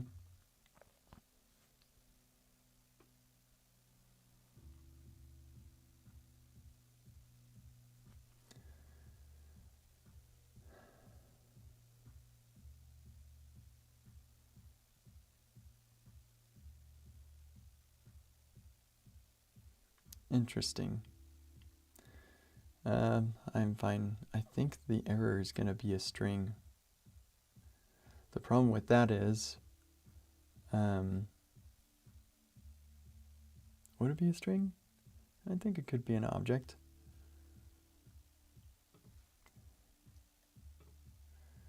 Yeah, let's just see what it is. We'll just find out. We're almost there.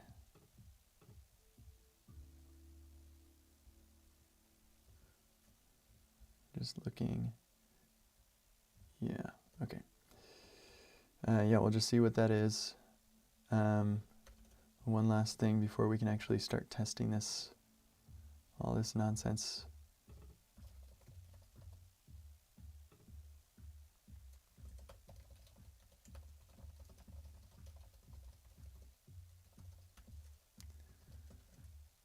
Gonna need the same thing here. Wait, services.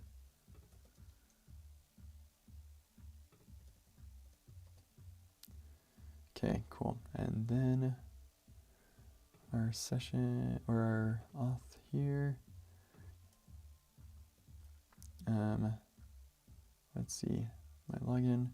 Let's go back, go all the way back so I can grab the some validation stuff here. No, I don't need to validate the email. It's not an email.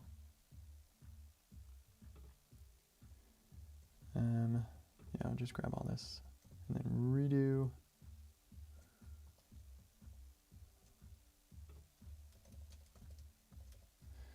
Okay, so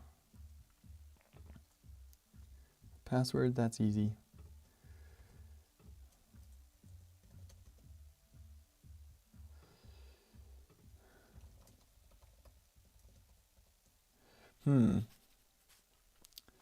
If I throw the errors object, is that what will get put into the session? That is the question. Question for the ages. Let me go back a second. Oh no, that's fine.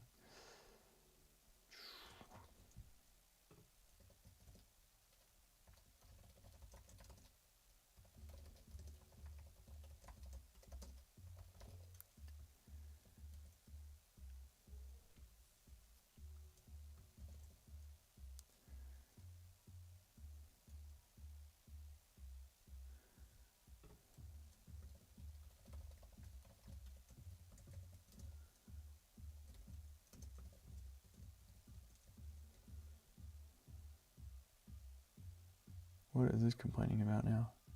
What did I miss? Oh, here it is.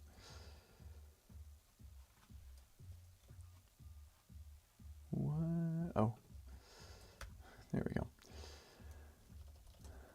If we get to this point, and it doesn't make sense to do any more.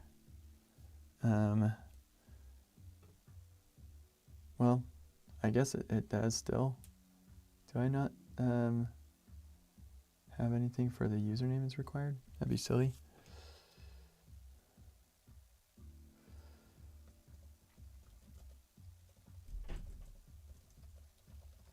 Oh, I think earlier I validated the email. That's why.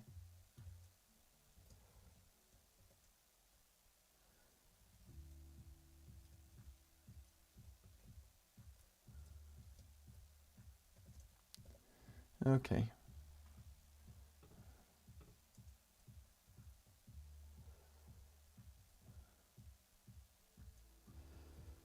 Okay, and then we'll say if object dot values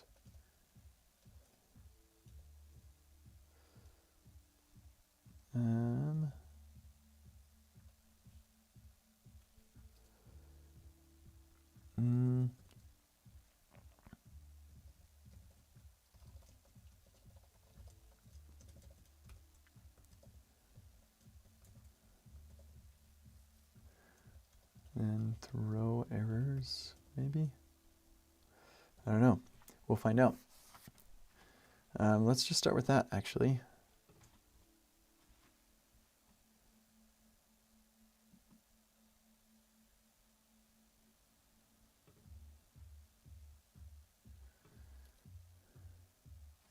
Man, I wish there was a way to say, hey, listen, if it gets here. I've done this like a bunch of different ways, and I'm never sure which way I prefer most, but let's just leave it at that and see how far this gets. Okay, not very far. Let's see, where are we? Log out. That's right. Let's do log out really quick. So log out.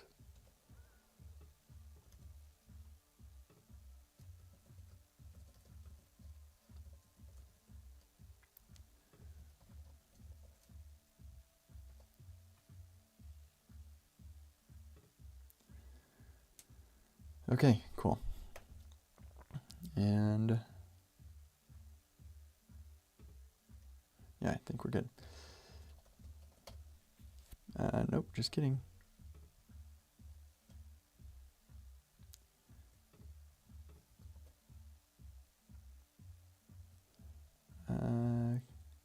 Oh, that's an app root. There we go. We need to get the user. So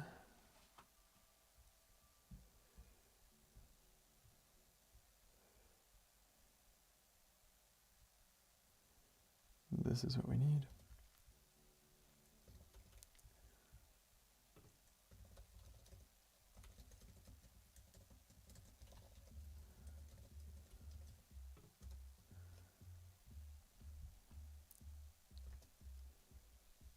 Okay, now we're happy. Login, Cody.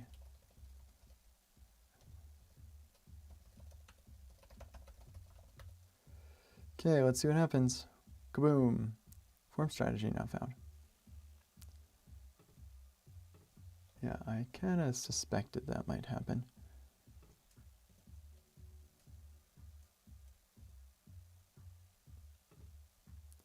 How are you supposed to name these things?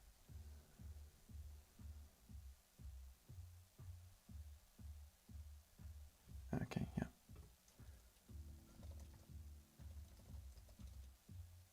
I figured that would be the default, but whatever. Oh, actually, you know what? I don't even need to try. I just want to make sure that this breaks as expected. Okay, let's get rid of these required. Oh, I didn't make the password required. There we go. Login. There we go. Error is an empty object. Okay.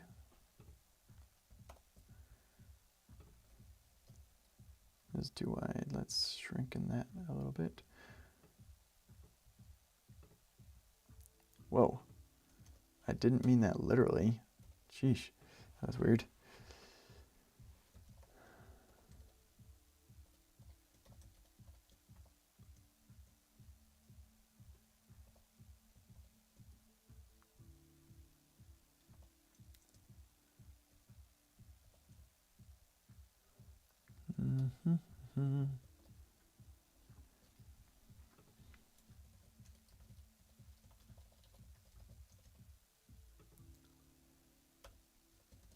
Something weird's going on here.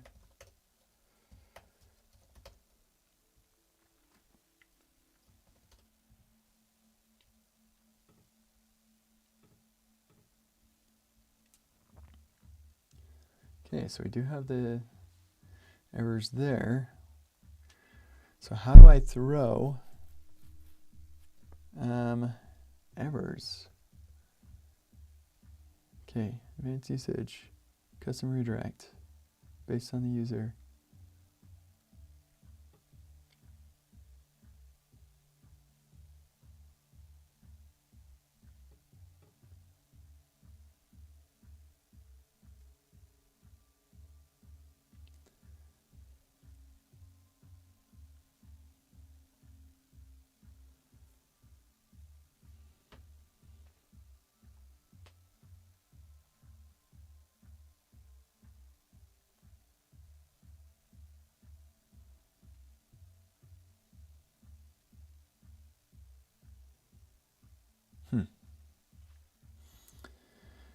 Changing the session key.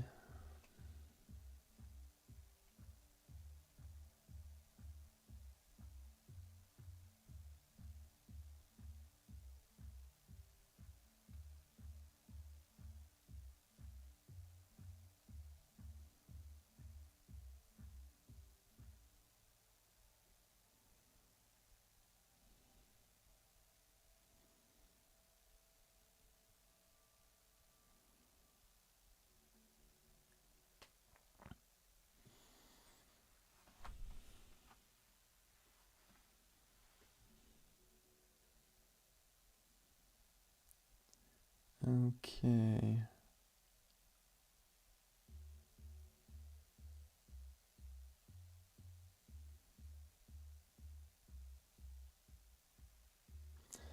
Okay, let's just dive into the code a bit.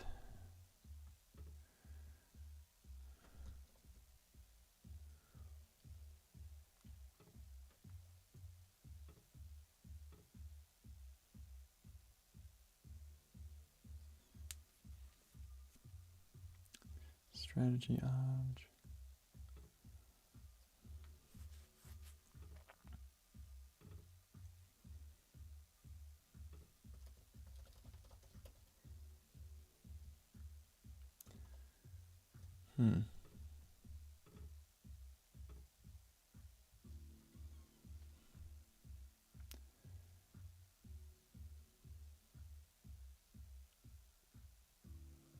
Okay. Failure. And it just catches the error and grabs the message off of it.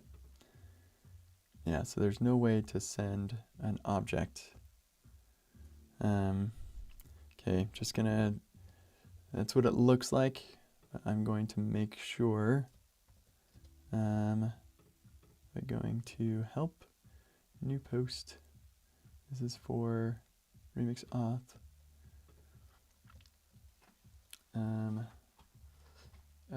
What am I looking for?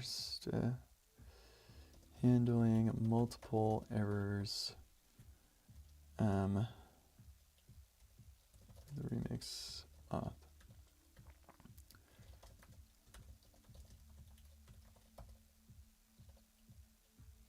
Are you for real? Come on, why is it not? Huh. It is super unfortunate. What? It based on the docs and code, looks like it's not possible for me to handle multiple errors without serializing them to a string and deserializing them. Oh, you know what? It occurs to me, obviously, because we're sticking it in the session. No, that's why. So I'm not getting it wrong. That's just how the web works. Yep, that makes sense. So we're sticking it in a session. So that means, so what happens to it then?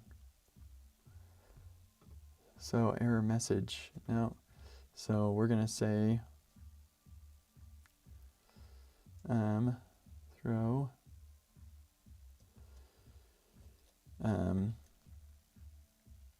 new error, stringify the errors. That's kind of silly, but that will work. And then we come over here. I thought that serialization, deserialization was handled for you. So here, what if I do this? Message. See what happens there. Aha. Now we're talking. Okay. That's a little bit hacky. Might be worth talking to Sergio about at some point.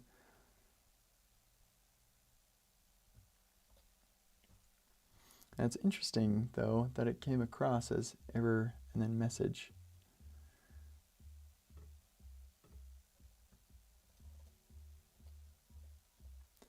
So let's find out what this failure thing is supposed to do.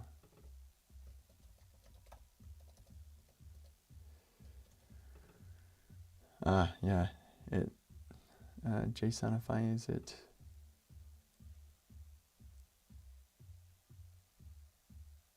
Oh, that's throw an error authorization.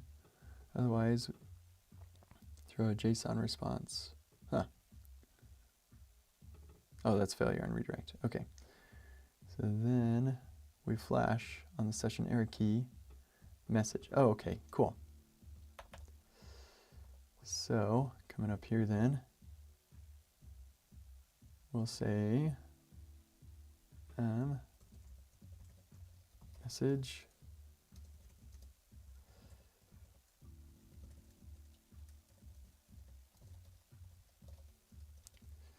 error message.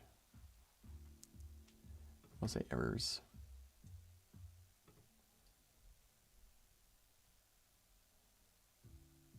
Now get could return null, right?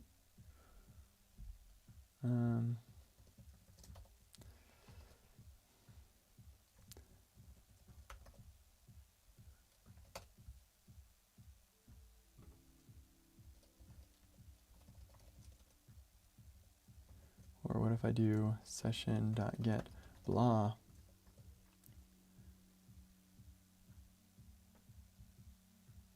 Yeah. So could return undefined.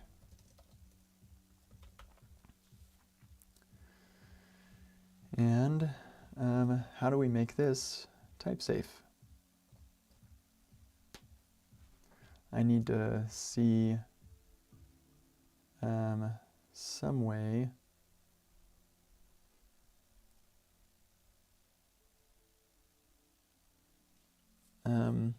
maybe this form strategy thing. Oh, hey, Sergio.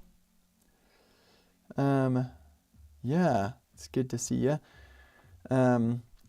Yeah, right now where I'm at is I'm actually thinking about ditching the form strategy so that I can do the right authentic or validation that I want to do.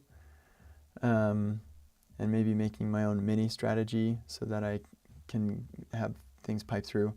Basically, I'm thinking I want to do validation before it gets into the form strategy. But if I do that, then I don't get all of the same validation working with the other strategies that I've got, and that would probably not be good.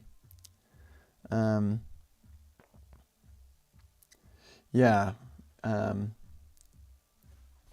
Yeah, so about storing the user, that's great.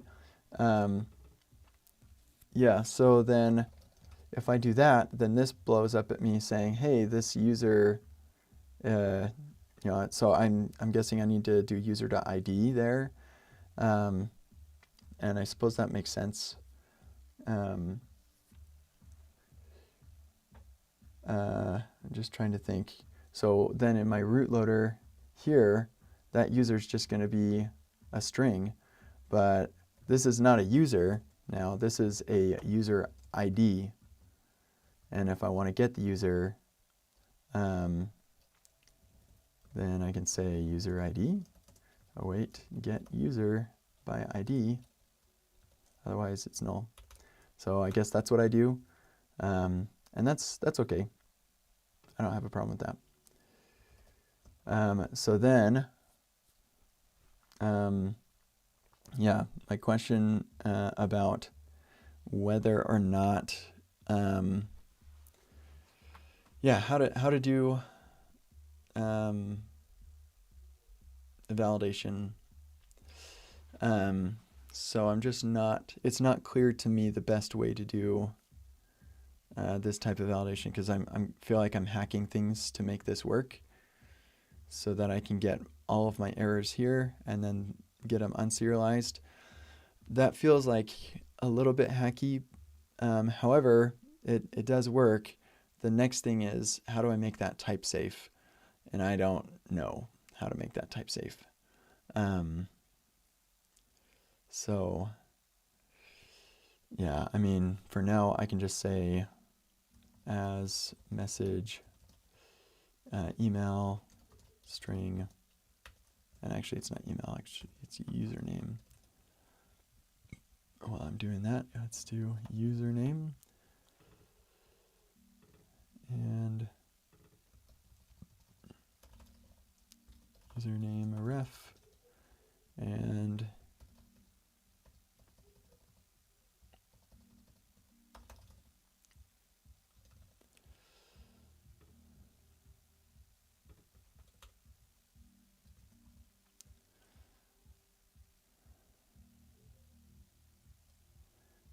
yeah, I think I need to grab something from quick stack here.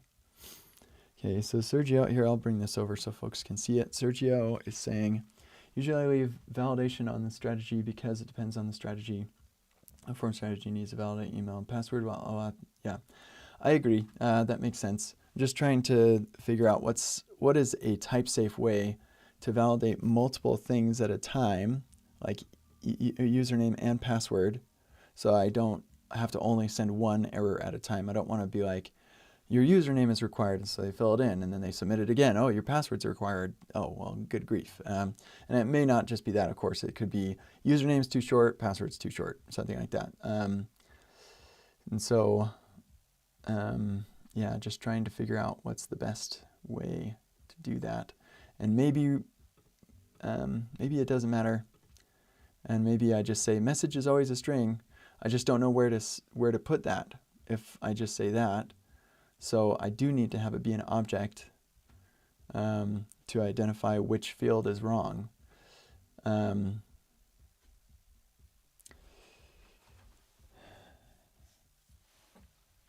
Also, when we're doing sign up, I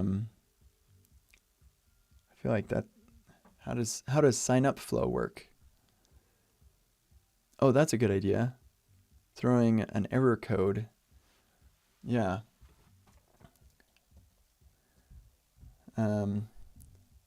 Yeah, so we've got, Your break is coming up. Begin to come out of the problem is if I do an error code, then I have to have, like, I need to have one code for every possible state. So we've got the username is required is an error, but the password is required is not. And then I need another code for username is required, password is required. And then I need another state for just password is required. And then I'd need another one for password is required, username is too short, like Gratitude for the work you did. infinite things. I just don't think that is very reasonable. So, yeah.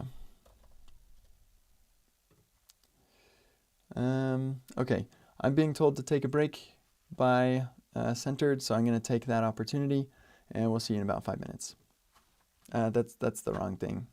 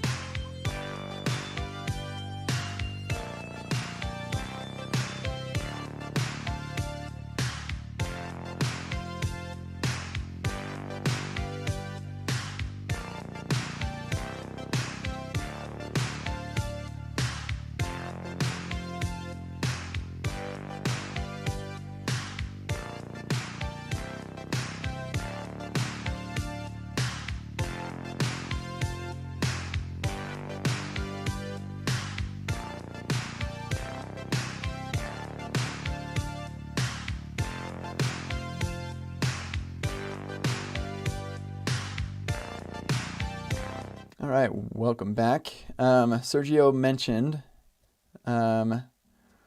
for and some of the errors that I'm talking about, they're like sign up errors. And yeah, it doesn't want to use that for sign up, just for login, because there's a lot more validations. Because like we're going to have username, email, I don't know, pet's name, whatever.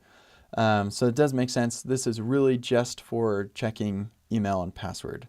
And so in that case, let's assume that if we get to this point, that the form is where it should be. So we already actually have the form data. We could probably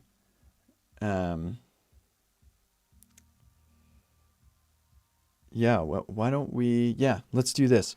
Okay, so coming back, we've got the quick stack already here. We're going to actually restore a lot of the validation I already had with this, and it's just the create user session, probably.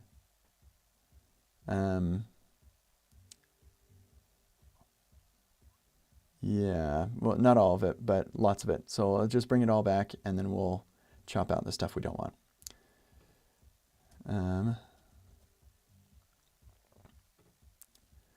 Yeah, and remember me, that's going to be an interesting one to implement also. Yeah, we'll have to see how we're going to do that. Okay. Existing user, that's also something. Yeah, we'll get to that here in a bit too.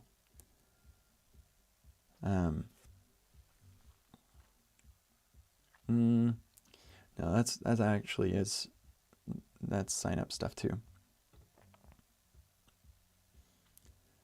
So for the login case, yeah, it's basically verify login is what we're doing.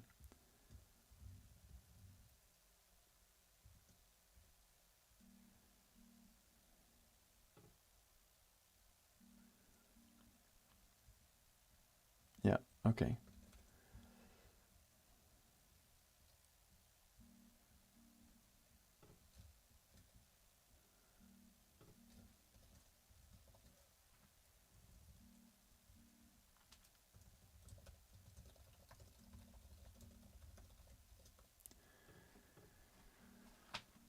I think we'll probably just put that in a different,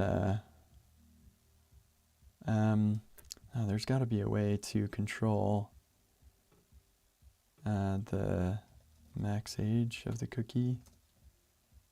No. Huh.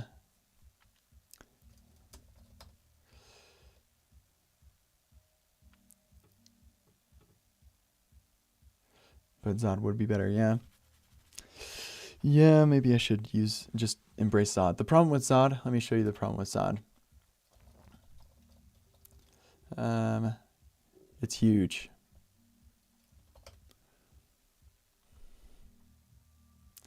Now, maybe that doesn't matter. How big is Turo? If I go to one of their product pages, oops.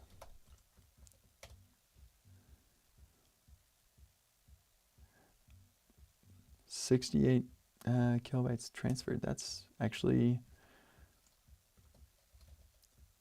how big is kentcdots.com? That might be, yeah, that's even smaller than my site. Like a lot smaller. That's interesting. It must be extremely well compressed because oh,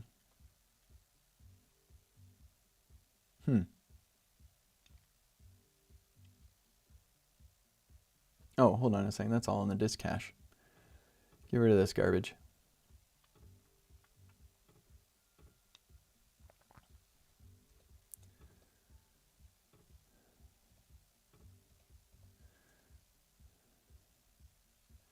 Yeah, 2.1 megabytes transferred. And what happened here?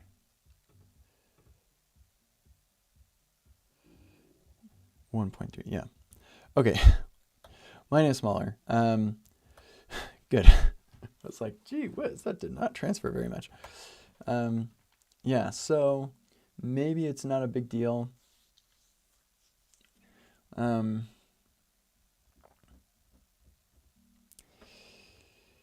I don't know.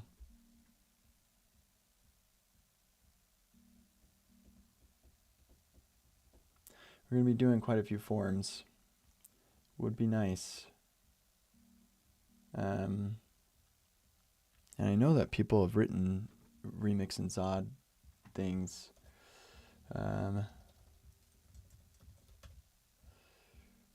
Remix Zod. Yeah, Kilman's done some. There's this.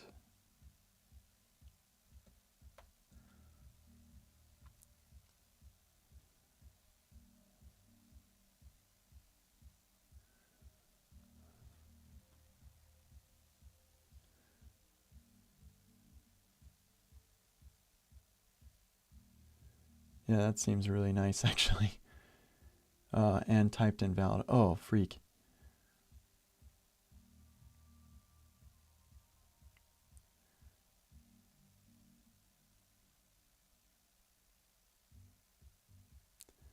Remix validated form. Yeah, I think I've heard of that one too. Validated form.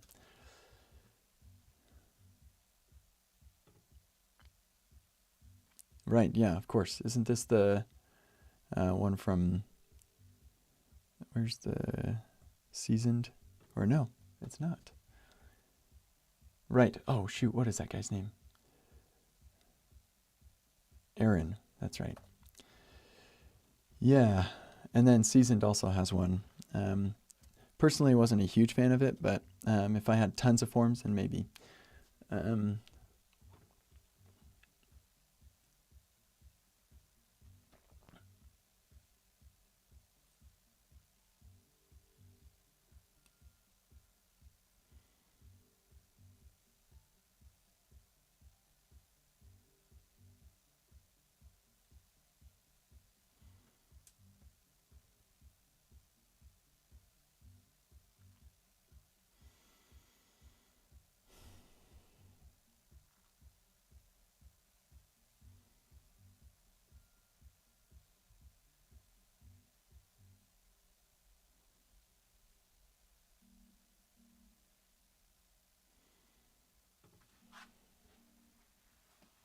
Oh, that's a prop getter. That's fun.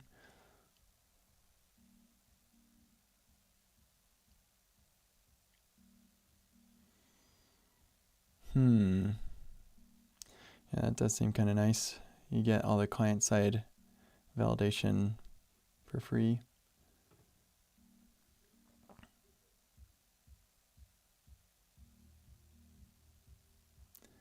I don't think that is what we're looking for.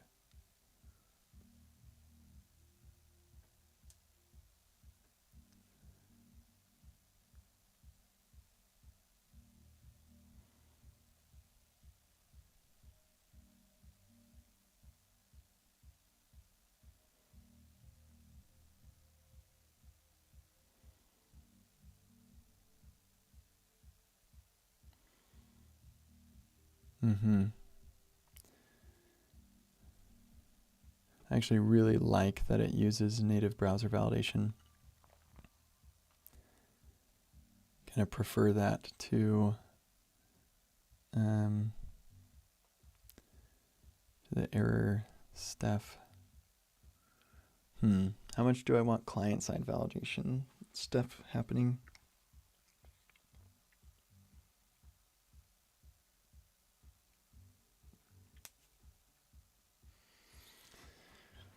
Huh.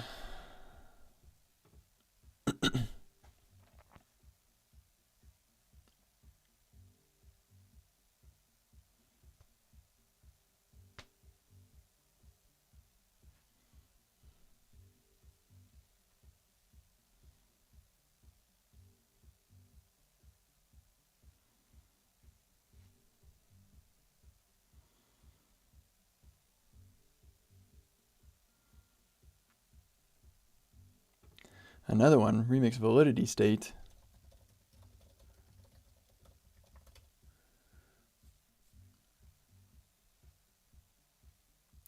Okay. Embrace HTML. Oh, yeah, there you are. Brophy showed me this. And it seemed kind of nice. This does not use Zod. Server-side validation, validate server.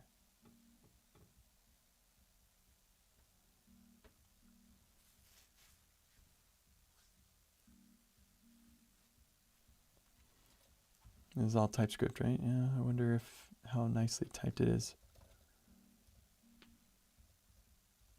No references to typings.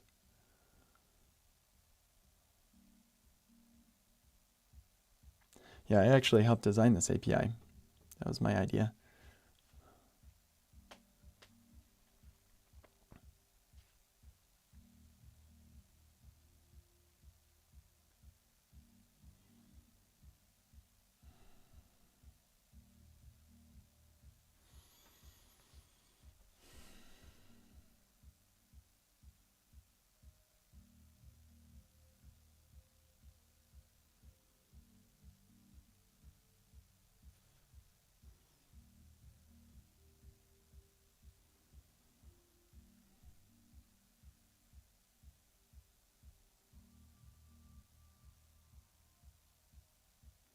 See, and what I like about this is that it's not enormous. I'm gonna ping him really quick.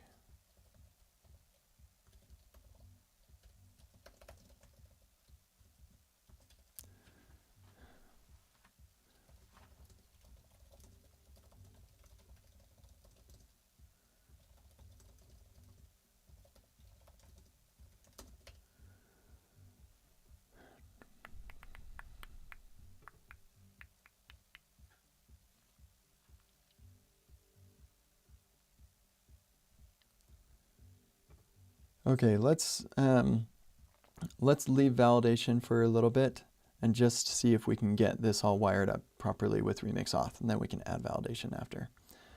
So we'll just get rid of all this stuff.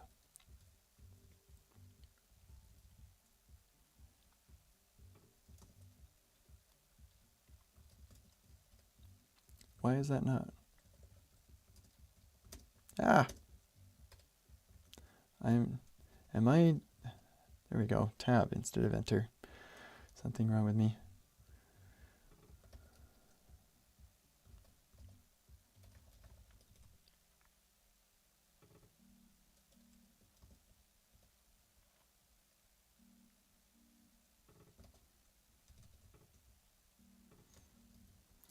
Let's go to Prisma. We definitely are going to have username that's a string and unique. And then we'll have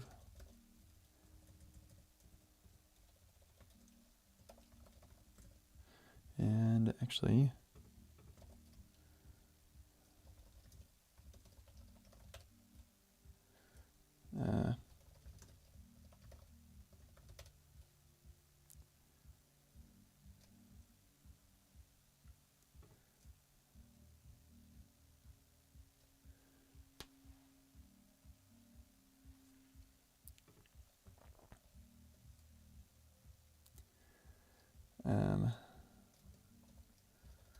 see what happens if I try this.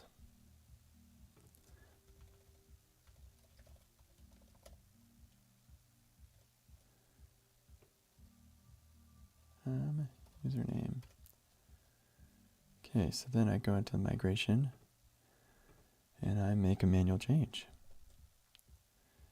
where I say, great, so I need to update all users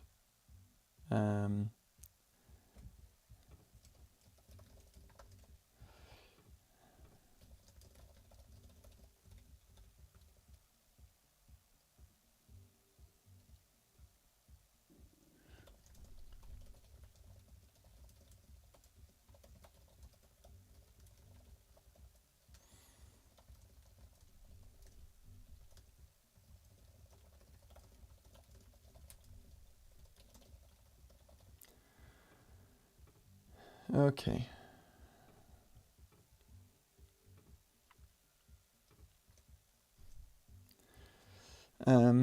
Yeah, so we need to update all users to have a username that is, I don't know, I guess maybe I'll just make it optional. The reason why this is such a pain is because there are already users on in the production database. I know, I'm positive, because I am in public and people are probably like trying it out, creating new users and stuff.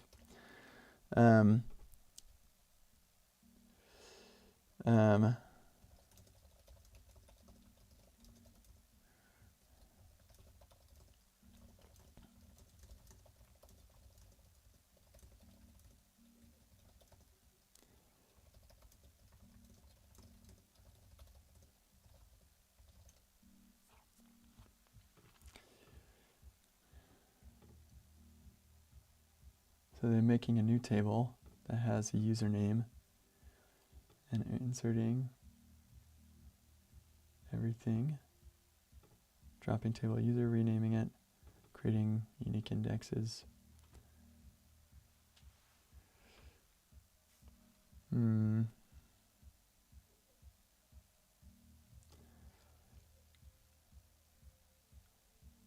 What if I did...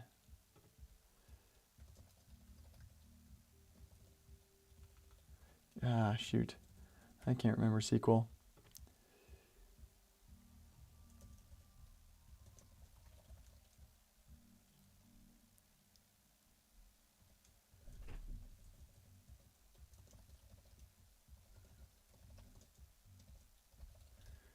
Does that work? Let's try.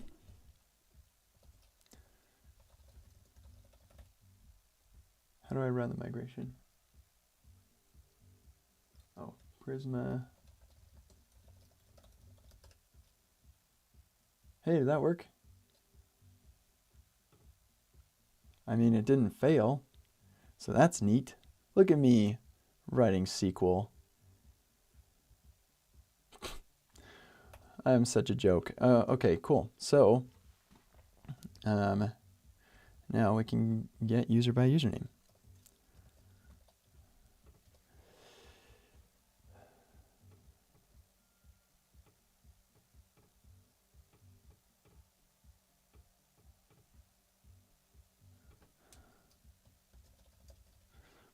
Okay, so I think this is the one I'm going to go with. I just talked to Matt, and he is planning on working on it. This is what I like about it most. Aims to embrace HTML input validation and play nicely with Remix primitives, which is the web. And so I'm happy about that. I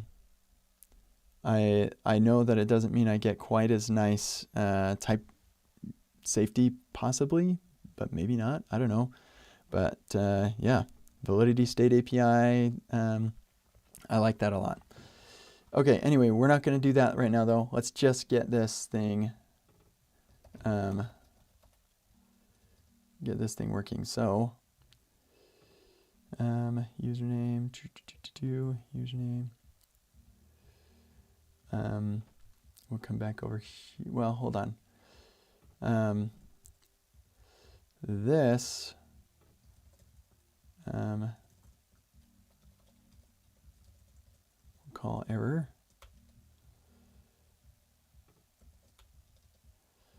And we'll actually call this the form error.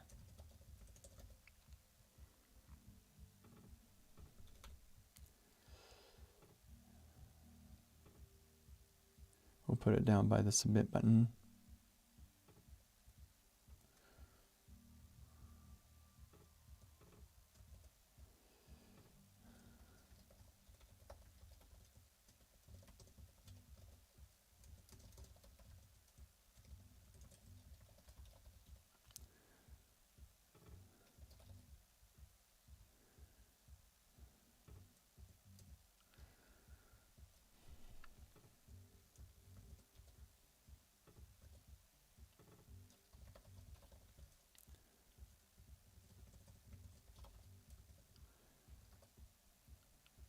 Okay. And then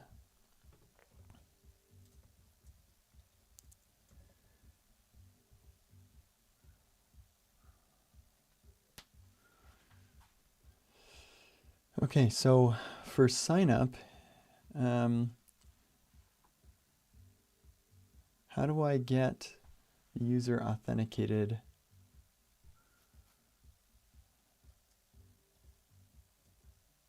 Or at least in the authenticator dot. I guess I would just set the session key myself.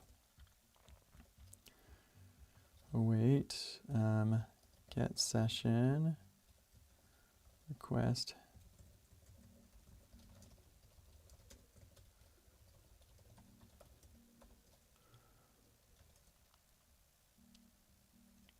And then redirect.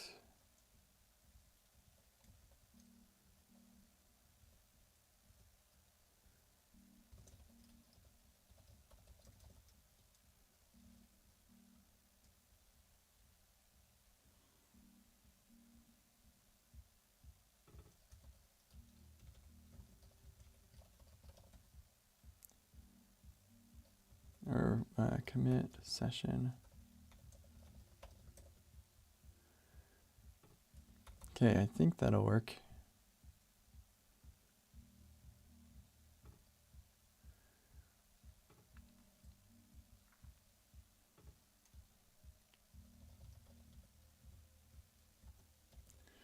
Yeah, okay, cool. Then we can figure out the validation of other things here later.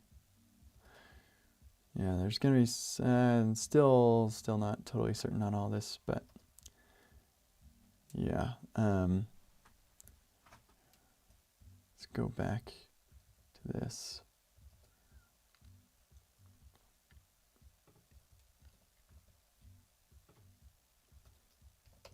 Oh, is it not running?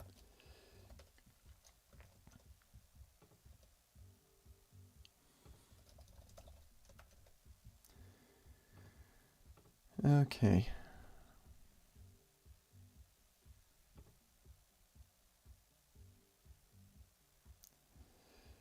Objects are not valid. Da, da, da, da. Right. That makes sense. Because this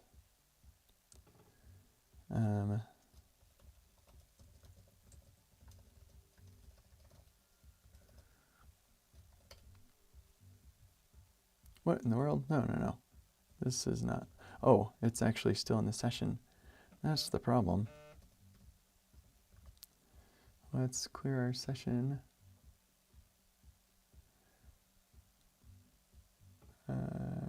Wait, where's storage? Come on. Course I did it. There we go. Okay. Strategy, form strategy not found. Because I undid that. Good grief.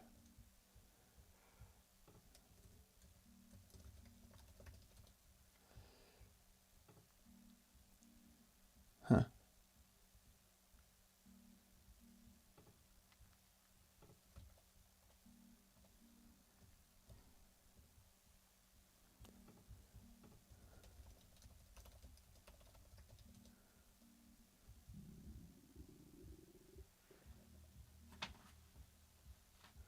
Okay.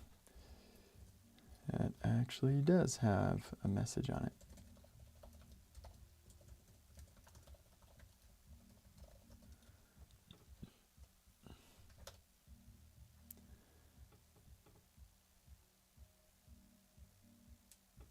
Yeah, we'll make that a lot better later.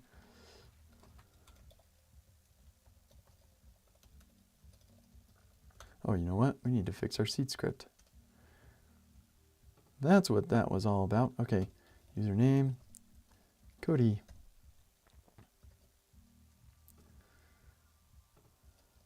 What the freak is going on with this?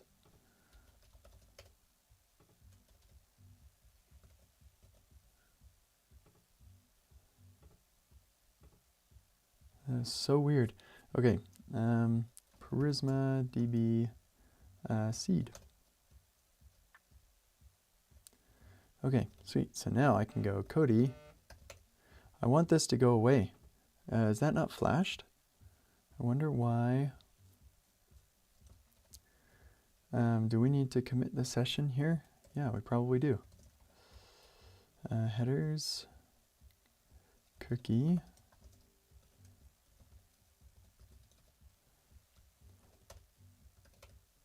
Huh.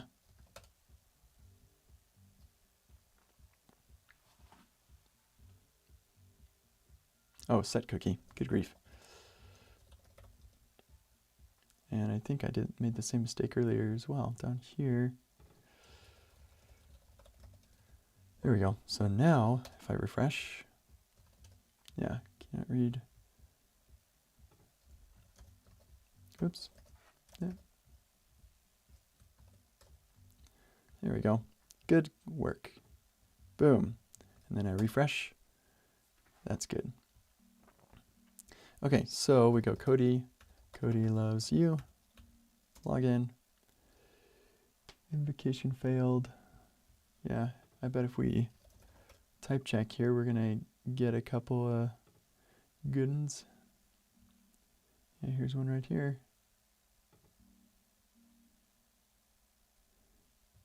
Oh, right, my authenticator string.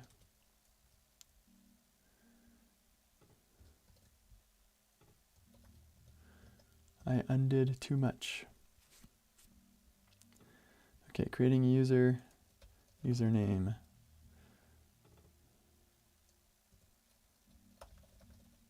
Forget this. Email, username, password, email.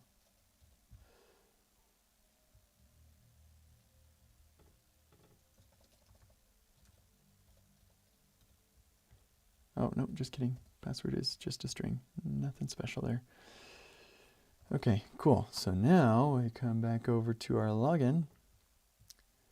And when we say create user, these things plus an email. Suddenly, it seems like a mistake to have this all in one form. I could do what I did with Remix Jokes, where you switch these two, and then it hides or reveals the username, and then we just have one submit button. Yeah, let's do that.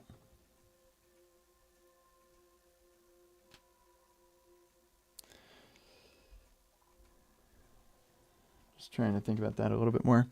Also, I've got to go. So we're close. We're getting there. Just being very thoughtful about how I want to implement all of this. But yeah, this afternoon I think that I'm like pretty confident I'll be streaming. So check out the schedule, kentsydodge.com/live, and there's the Google Calendar right here. Eventually I'll put an embed there. But yeah, this was fun. Thanks everybody for hanging out and all that. And yeah, we'll see you on the next live stream. Bye.